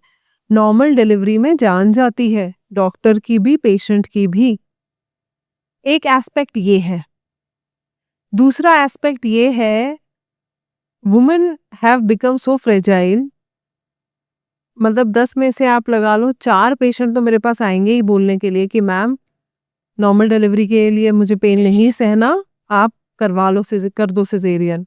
देर are no ifs and buts, ठीक है। बहुत बार तो मैं ही काउंसिल करती हूँ कि गो फॉर नॉर्मल। दूसरे दिन तुम चलने फिरने लगोगी, नॉर्मल डिलीवरी कराओगी, तो सिजेरियन में हफ्ता 10 दिन तो मतलब you'll have लिमिटेड एक्टिविटी, तुम्हें दर्द होता रहेगा, ये सब चीजें। नहीं मैम, तब भी नहीं मानते वो। तो ये फैक्टर भी इन्वॉल्व है। Okay. जो तीसरी चीज हमें कंसिडर करनी चाहिए एज अ गायनोकोलॉजिस्ट, मुझे जो लगता है, आजकल मेडिको लीगल इम्प्लीकेशंस इतनी ज़्यादा हो गई हैं। देखिए, कोई भी doctor, all said and done, जिसको भी अपना काम चलाना है, नोबडी वांट्स कि माँ को कुछ हो या बेबी को कुछ हो, राइट। ठीक है? नंबर 1। नंबर 2, आजकल पेशेंट्स भी इतने ओवरबोर्ड हो जाते हैं ना इस बात को लेके कि तुमने पेशेंट को ये कर दिया, वो कर दिया। Gynaecologist is also a human. वो सेफ प्ले करना चाहते हैं। हाँ, I mean my efforts will be 100% कि बेबी अच्छा रहे, मदर अच्छी रहे, लेकिन I mean everything is not in my hands, exactly. ठीक है ना? There will be 100 complications. और ये भी चीजें आप देखिए कि पहले 7-8 बच्चे होते थे, 1-2 अबॉर्शन हो गया, है ना? 1-2 बच्चे टीबी से मर गए। अब ऐसा नहीं होता। There are hardly 2 children people have got, there is hardly 1 issue they have got. उसमें भी अगर कॉम्प्लिकेशन हो जाए, patient is very very sensitive. The first thing a patient will tell to his doctor is, आपने पहले क्यों नहीं decision लिया सिजेरियन का? अगर इतना ही नीडेड था कर लेते। राइट। तो doctor is also in a fix. आजकल पेशेंट ही आके बोलता है, मैम बच्चे की तो हार्ट बीट ठीक नहीं लग रही है, आप कर दो ना caesarean. When you are intruding so much into the management, how can you expect a gynecologist to take a tension-free, free-hand decision कि नॉर्मल डिलीवरी करानी है या सिजेरियन कराना है? Okay, correct me if I am wrong. आजकल तो जो मैंने ट्रेंड देखा है, क्योंकि मैं थोड़ा स्पिरिचुअल प्रैक्टिसेस में से भी बिलोंग करता हूँ, लोग लिटरली आते हैं हमारे पास और बोलते हैं कि कौन से ग्रह नक्षत्र, कौन से दिन, कौन से टाइम पे हम्म और डेट, हम्म दोनों, मतलब एस्ट्रोलॉजी से भी बताओ हम्म और न्यूमरोलॉजी से भी बताओ हम्म कि कौन सा टाइम, कौन सा डेट हम्म पे इस बच्चे को यहाँ लेके आए जिससे इसकी आगे की लाइफ अच्छी रहे। बिल्कुल बिल्कुल। हाँ, वो डेट है, आई मीन मुहूर्त डिलीवरी बहुत होती है, बहुत कि मैम इस टाइम पे डिलीवर करना है, इस डेट पे डिलीवर करना है, होती है।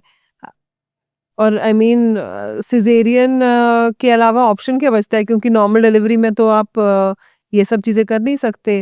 राइट। पेशेंट का ड्रग्स का पेशेंट पे क्या प्रभाव है, it is very subjective, patient to patient differ करेगा। तो वेरी मच पॉसिबल। देखिए, कुछ हद तक सोसाइटी रिस्पॉन्सिबल है, कुछ हद तक डॉक्टर रिस्पॉन्सिबल है, कुछ हद तक फाइनेंसेस इंक्लूडेड है। ये सब चीज़ों का मुझे जहाँ तक लगता है तोड़ ये है, patient should always see the team of the gynaecologist. क्या उसके पास इतनी अच्छी टीम है कि नॉर्मल डिलीवरी हो पाएगी? क्योंकि एक गायनोकोलॉजिस्ट, उसका अपना भी परिवार है, वो सब कुछ छोड़ छाड़ के पेशेंट के बगल में नहीं बैठ सकती। और नंबर 1, नंबर 2, अगर डिलीवरी टाइम बहुत देर तक चला तो I mean there will be set of doctors coming, checking, set of good nurses coming and checking the patient and reporting it to the doctor. तो वो टीम है कि नहीं? क्योंकि it is a very long journey and a very delicate one. तो अगर team होगी तो डॉक्टर भी बहुत कॉन्फिडेंट होगा नॉर्मल डिलीवरी कंडक्ट करने के लिए। अगर वो टीम नहीं होगी तो डॉक्टर भी लीन करेगा towards caesarean. Exactly.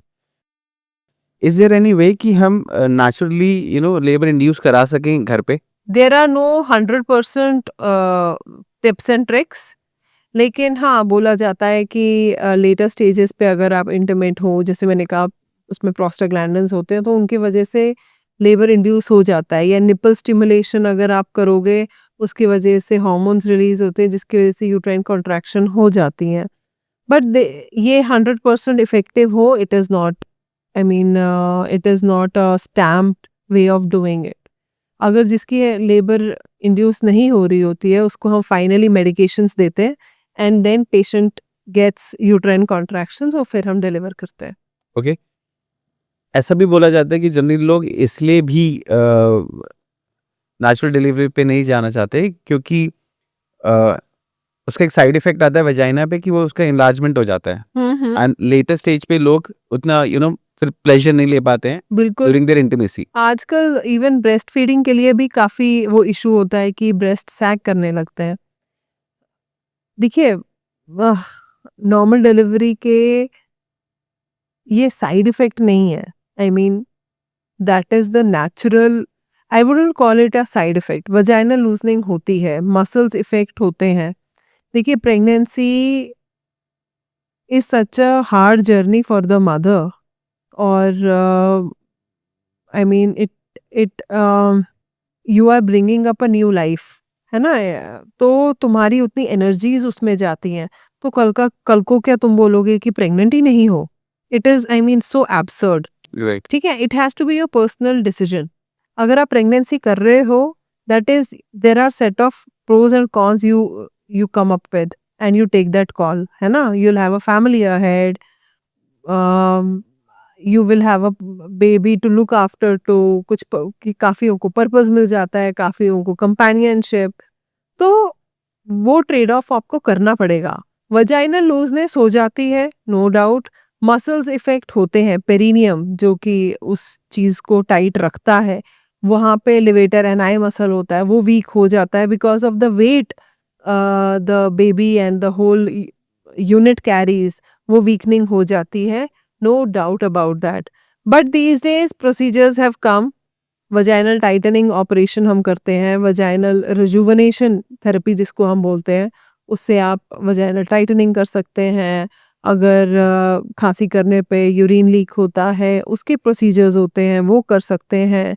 PRP injections दे सकते हैं, लेजर दे सकते हैं to handle all of that. Newer science offers you that, but calling it a side effect of pregnancy would be wrong I feel. हाँ, brunt तो आता ही है, no doubt, but then that is your call to take. Normally अगर किसी की delivery होती है तो उसके फायदे क्या हैं? देखिए नॉर्मल डिलीवरी सब नॉर्मल है. आपकी कॉम्प्लिकेशंस कम होंगी. आप next day you will be up and about. Baby आपको हैंडल करना है. ये सिजेरियन करोगे, खांसी करोगे, दर्द होगी आपको यहाँ पे. ठीक है, आप सिजेरियन करते वक्त आपको एनेस्थीसिया लग रहा है, उसमें 10 चीजें गलत हो सकती हैं. सिजेरियन करते वक्त 10 कॉम्प्लिकेशंस हो सकती हैं, है ना. नॉर्मल डिलीवरी में you escape all of that. Baby का डिलीवरी होगा, बेबी वजाइनल ट्रैक्ट से निकलेगा, उसका अपना एक गट फ्लोरा बनेगा, क्योंकि माइक्रो ऑर्गेनिजम्स से का एक्सपोजर होगा बेबी का वजाइना के थ्रू, जो कि सिजेरियन में होता ही नहीं है, बीच यूट्रस से निकाल दिया जाता है वो. प्लस बेबी के जो लंग्स हैं वो अच्छे डेवलप होंगे अगर वो वजाइनल रूट से निकलता है. ठीक है, बेबी के लिए अच्छा, मदर के लिए अच्छा. I mean normal delivery can be the best thing possible for the mother.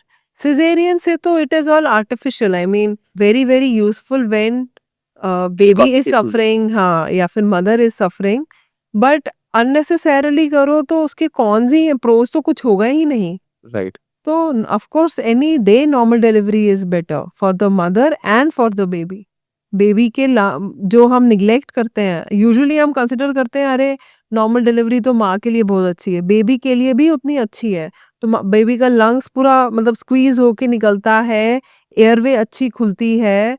जो वजाइनल माइक्रो ऑर्गेनिजम्स हैं उनका एक्सपोजर अच्छा मिलता है, तो उनकी इम्यूनिटी ज़्यादा अच्छी डेवलप होती है. राइट.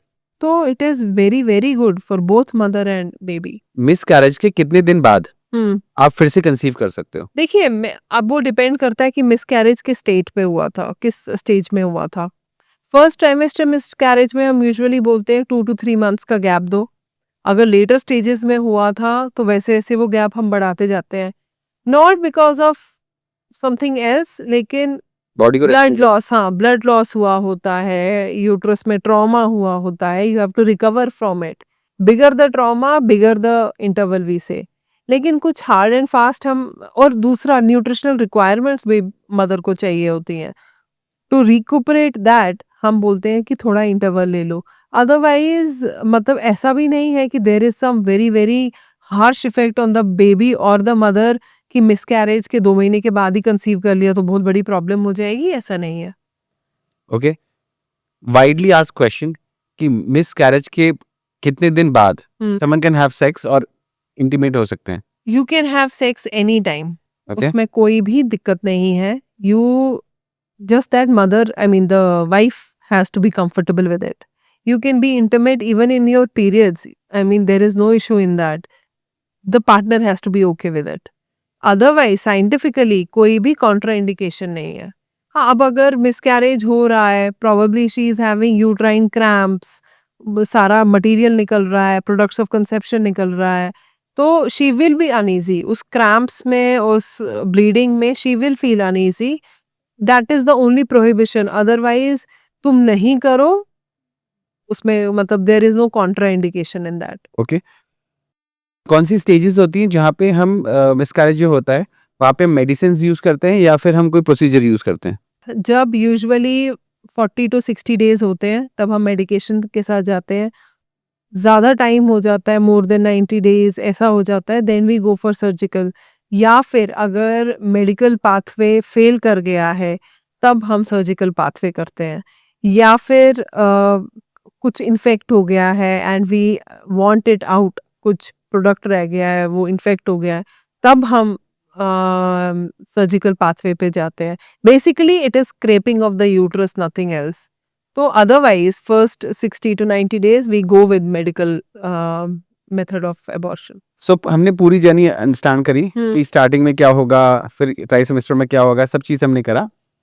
लास्टली जिस दिन डिलीवरी होना है उस दिन हमको क्या प्रिकॉशंस रखने चाहिए? और सेकंड क्वेश्चन, क्या हमको एम्ब्रिकल कॉर्ड और उसका ब्लड सेव करके रखना चाहिए, नहीं कर रखना चाहिए? ठीक है. लास्ट जब आपको पता है कि आप डिलीवरी के लिए जा रहे हो, क्योंकि अगर आप जा रहे हो तो वो प्लान्ड ही होगा, है ना, जो एब्रप्ट होगा.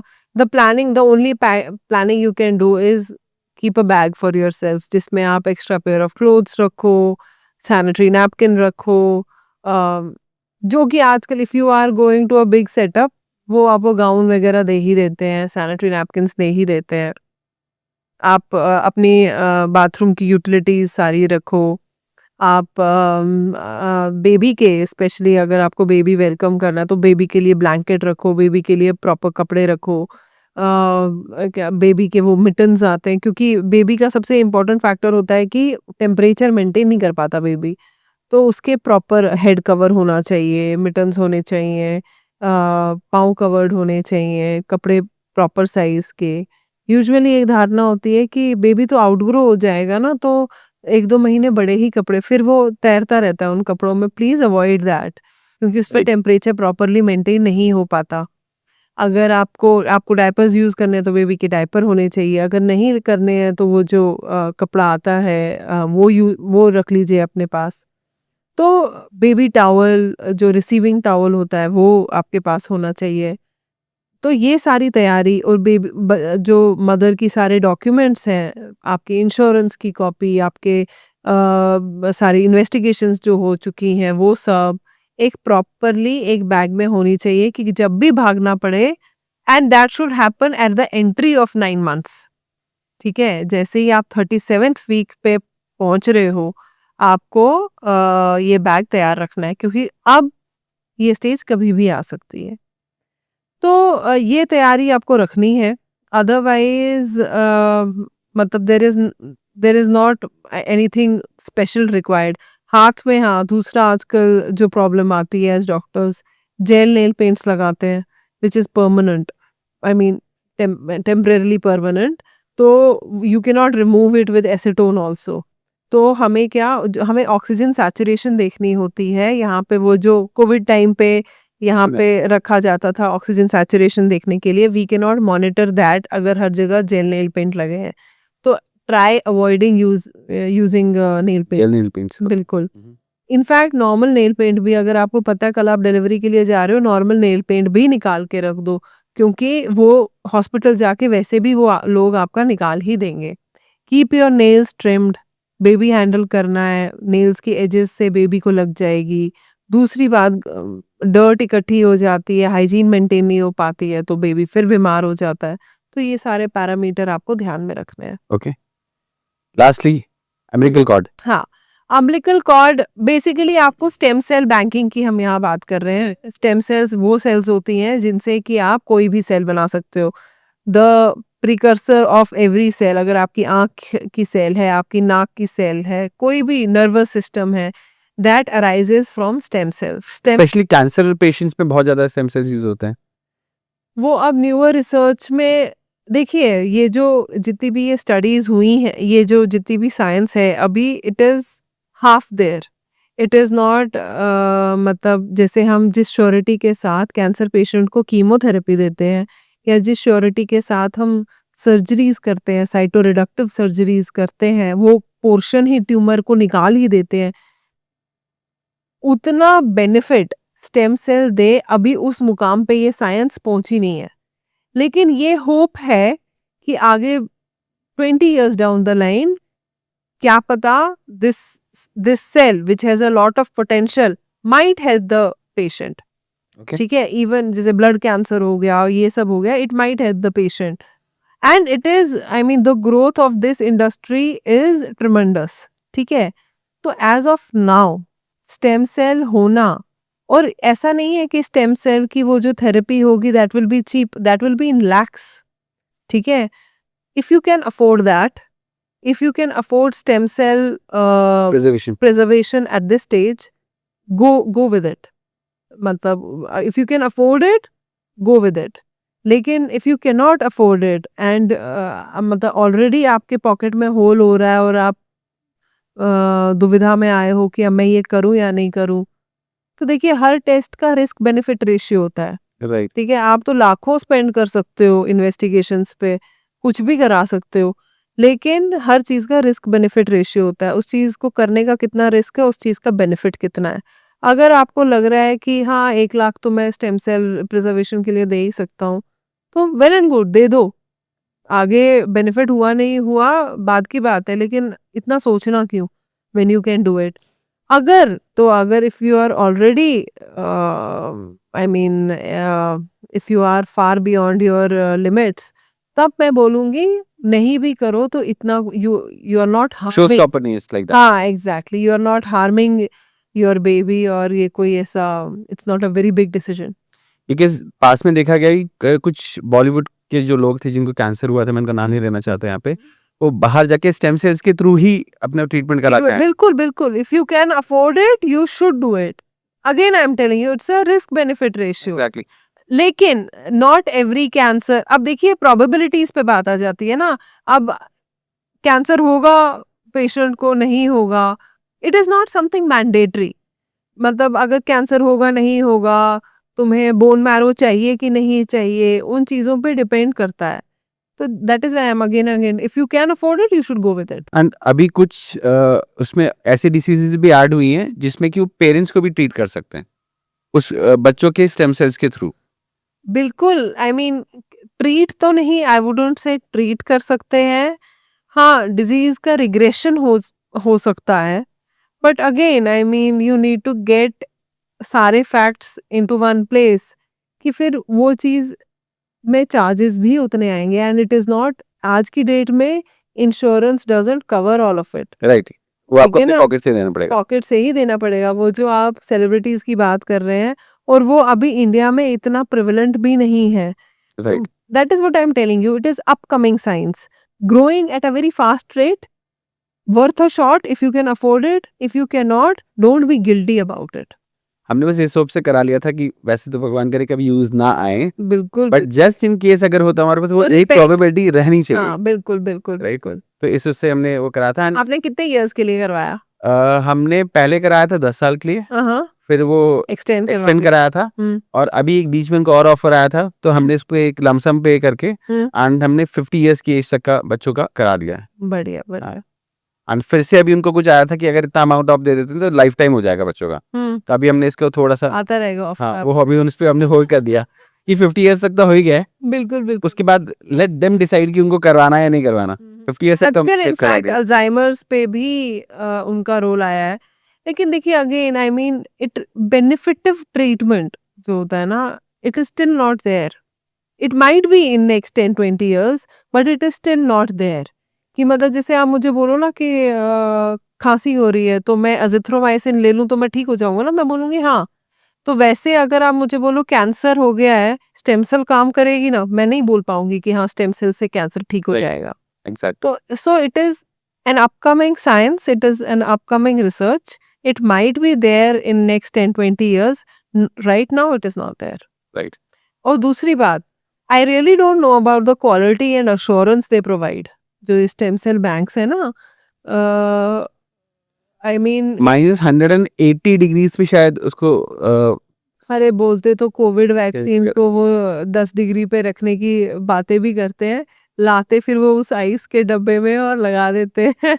और So I mean, it is everything is a question mark. I mean, probably there might be some institutions which preserve it very nicely. I don't want to blame them also. लेकिन and I paid some extra money हाँ to keep it in 2 different centers. हाँ, तो एक जो है एक centre पे है तो और मुझे एक बताइए दूसरे जब center आपने पे है. ये किया तो were you not assured of the fact that in one center only we have such amazing service कि नहीं उसमें ये हुआ था कि बाई चांस कोई नेचुरल क्लामिटी आ जाती है वो सेंटर डैमेज हो जाता है हाँ तो वो एक पोर्शन दूसरे सेंटर में शेयर रहेगा तो इट वाज लाइक ठीक है फ्यूचर वाह वाह तो इट वाज लाइक दैट बढ़िया. सो उन्होंने वो उसको आधा आधा पोर्शन दोनों जगह प्रिजर्व्ड है. तो they charged extra for it. हाँ they charge extra for it for sure बढ़िया. बट ठीक है इट्स लाइक वो अपने कमर्शियल कमा रहे हैं. Yeah, according to your pocket, you can extend till any level. Right मतलब सो इट वाज लाइक जैसे इंश्योरेंस टाइप की. लेकिन जब एक पब्लिक प्लेटफॉर्म पे आप ये चीज बोलोगे ना, हाँ तो क्या होता है कि पेशेंट ना गिल्टी हो जाता है कि यार मैं ये भी नहीं अफोर्ड कर सकता कि अपने बच्चे के लिए, and then they start cutting corners in which they shouldn't. ठीक है, ओके तो उस हिसाब से मैं I don't want to propagate it. नहीं अग्रीड बट आज की तारीख में क्या है इसको थोड़ा सा सस्ता कर दिया गया है. जैसे 15,000 रुपीज से इनका पैकेज स्टार्ट हो जाता है 10 या 15,000 से. तो उसमें क्या है क्योंकि कंपटीशन बढ़ता जा रहा है इसमें तो 15,000 में अगर आपको 10 साल के लिए या 5 साल के लिए सेव हो रहा है तो आई गेस कि ये बेरेबल है कॉस्ट. सर मतलब कुछ लोग इनमें नहीं होगा. दिल्ली के सेंटर में 15,000 में सिजेरियन हो रहा है. पीपल आई मीन है, बिल्कुल है. आई मीन देखिए ना, इफ यू आर गेटिंग एक मतलब एवरेज कॉस्ट में आपको बताती हूँ, नॉर्मल डिलीवरी या सिजेरियन जब पेशेंट बच्चा डिलीवर करके जाता है, मिनिमम प्राइवेट सेंटर में उसके मिनिमम 60-70 हजार तो कहीं गए ही नहीं. बिल्कुल नहीं गए. ठीक है ना, 60-70 में अगर आप 15 और जोड़ दो, फिर उनके ये अपकमिंग ऑफर जोड़ दो, कहाँ पहुंचेगा एक आई मीन मिडिल क्लास. जो देखिए when you sent me the message कि मैम हिंदी में रखना, हम रखेंगे पॉडकास्ट, जो आपकी मेजॉरिटी जनता जो ये पॉडकास्ट देखेगी ना, it will B middle class. देखो अगर नॉर्मल डिलीवरी कहीं, नॉर्मल सिजेरियन कहीं भी अगर 1 लाख की होगी, मैं 2 लाख लूंगी, लेकिन बोल के लूंगी, डंके की चोट पे लूंगी, बट नेवर थ्रू धोखा. Right I will never propagate something because of a cut. I will charge extra. You will get quality like that. तो मैं अगर कोई मेरी हर ओपीडी में मैं हर पेशेंट के साथ आधा घंटा, हॉस्पिटल वाले रो रहे होते हैं, मैम पेशेंट की लाइन, मैम छोड़ दो, मैम जल्दी करो. अब तो मैंने बोला दरवाजे के अंदर नहीं आना तुम, अगर मेरी कंसल्टेशन चल रही है तो. आई हैव मतलब मुझे वो इच रहती है कि मुझे ना समझानी है बात पेशेंट को, so that patient understands the gravity of. Patient में भी फील गुड फैक्टर आता है कि डॉक्टर ने हमको इतना टाइम दिया, वो एक रिस्पेक्ट बढ़ता है उसका. हाँ बढ़ता है, I agree, but believe me after 10 patients my head is aching. तो I mean what I try doing is increase the rate कि कम पेशेंट है, नहीं होता फिर. एज अ डॉक्टर आपके पास बहुत सारे चॉइसेस थे, जी. तो why you chose this field, why you become a gynaec? Actually my father is a doctor. Okay तो मैंने हमेशा बचपन से ही देखा अपने डैड को काम करते हुए. He is a small nursing home, तो उनको संभालते हुए पेशेंट्स, और सोसाइटी में रिस्पेक्ट मिलती है डॉक्टर्स को. So because of my parental influence, my grandfather was also a doctor. Okay. तो because of that parental influence I think I took MBBS. Gynecology was completely a desire. Basically I wanted to command. मैं हमेशा command करना चाहती थी जिस भी मैं field में जाऊं. ओके मैं किसी के अंडर कभी काम नहीं करना चाहती थी. तीसरा सारे फील्ड्स में ना देयर इज वो मोरोसनेस होती है, as in death, terminal illness, gynaecology में भी होती है, but the good part is जो ऑब्स्टेट्रिशियन एंड अ गायनोकोलॉजिस्ट जो गुड न्यूज ये बंदा ये करियर दे सकता है, आई डोंट थिंक वो किसी परिवार को कोई भी डॉक्टर दे सकता है. True. So I really love my job. It has its perks, it has its downside, but I really love it, and that is why I took gynecology. But I never repent this decision of mine. Okay. Probably the first decision I don't repent at all. Okay. Okay. So how was your experience today? Lovely, lovely. I enjoyed talking to you. आपने एकदम एक story की तरह एक flow में लिया, and it was very easy for me to convey also. And believe me, आपने you had done excellent research. These are the questions जो हमसे ओपीडी में पेशेंट पूछता है. Right. तो जब मतलब पॉडकास्ट के and probably in my next few OPDs अगर कोई प्रेग्नेंट पेशेंट आएगा तो मैं उनको जरूर बोलूंगी ये व्यूअर Podcast देख लो. हाँ, और मेरे से कम क्वेश्चन पूछो, तुम्हें सारे आंसर यहाँ मिल जाएंगे. Right and thank you so much for coming. मैं देख रहा था बीच में आपके कॉल्स भी आ रहे थे और आपका इतना टाइट शेड्यूल है, बट ट्रस्ट मी मैं ये चाहता था कि मैं बहुत सिंपल वे में लोगों के पास इस तरह की इन्फॉर्मेशन लेके जाऊं, क्योंकि जब मैं रिसर्च करने बैठा तो इतना सारा मिसकंसेप्शन है इंटरनेट पे, स्पेशली यूट्यूब पे, कि अगर कोई यूट्यूब पे बैठ के जाके देखना शुरू करेगा ना तो एक इंसान ए बात कर रहा है, बी इंसान बी बात कर रहा है, बिल्कुल मतलब अलग अलग तरह की बात कर रहे हैं. जैसे मैंने आपसे एक वो पूछा था और अभी आपने भी बताया कि आपकी एक रील जो वायरल गई थी कि एक मतलब कैसे लड़का और लड़की हो सकता है, वो सब चीजें. तो इसलिए मैं चाहता था कि बहुत कंसेप्चुअल टॉपिक्स डिस्कस हो बिल्कुल, और बिल्कुल. हम लोगों के बारे में, लोगों की जो भ्रांति है वो क्लियर कर पाए. सो बिल्कुल thank you so much for coming. मैं देख रहा हूँ आप लेट हो रहे हो, thank you very much for coming. Thank you so much. इस चीज पे मैं जो आपने मुझे बोला ना कि यूट्यूब वीडियो पे आजकल कोई भी इंफॉर्मेशन चलती है, I would Right. Really I really want to convey to the audience, जब भी कोई देखो इंफॉर्मेटिव वीडियो देखो, हमेशा देखो जो बोल रहा है उसके पास इतनी क्वालिफिकेशन है कि वो बोल रहा है. आजकल हर नथु वगैरह डाइटिशियन बना हुआ है, आजकल हर बंदा योगा टीचर बना हुआ है. यू रियली नीड टू सी कि बंदे की क्वालिफिकेशन क्या है, सर्टिफिकेशंस क्या है. एक बैकग्राउंड चेक कर अगर लीजिए. हाँ बिल्कुल, अगर आपको पता है, अगर आपको पता नहीं है कि ये चीज बोलने के लिए इस बंदे के पास क्या क्वालिफिकेशन होनी चाहिए, बैठ के गूगल करो. If I have to deliver a baby, what qualifications do I need?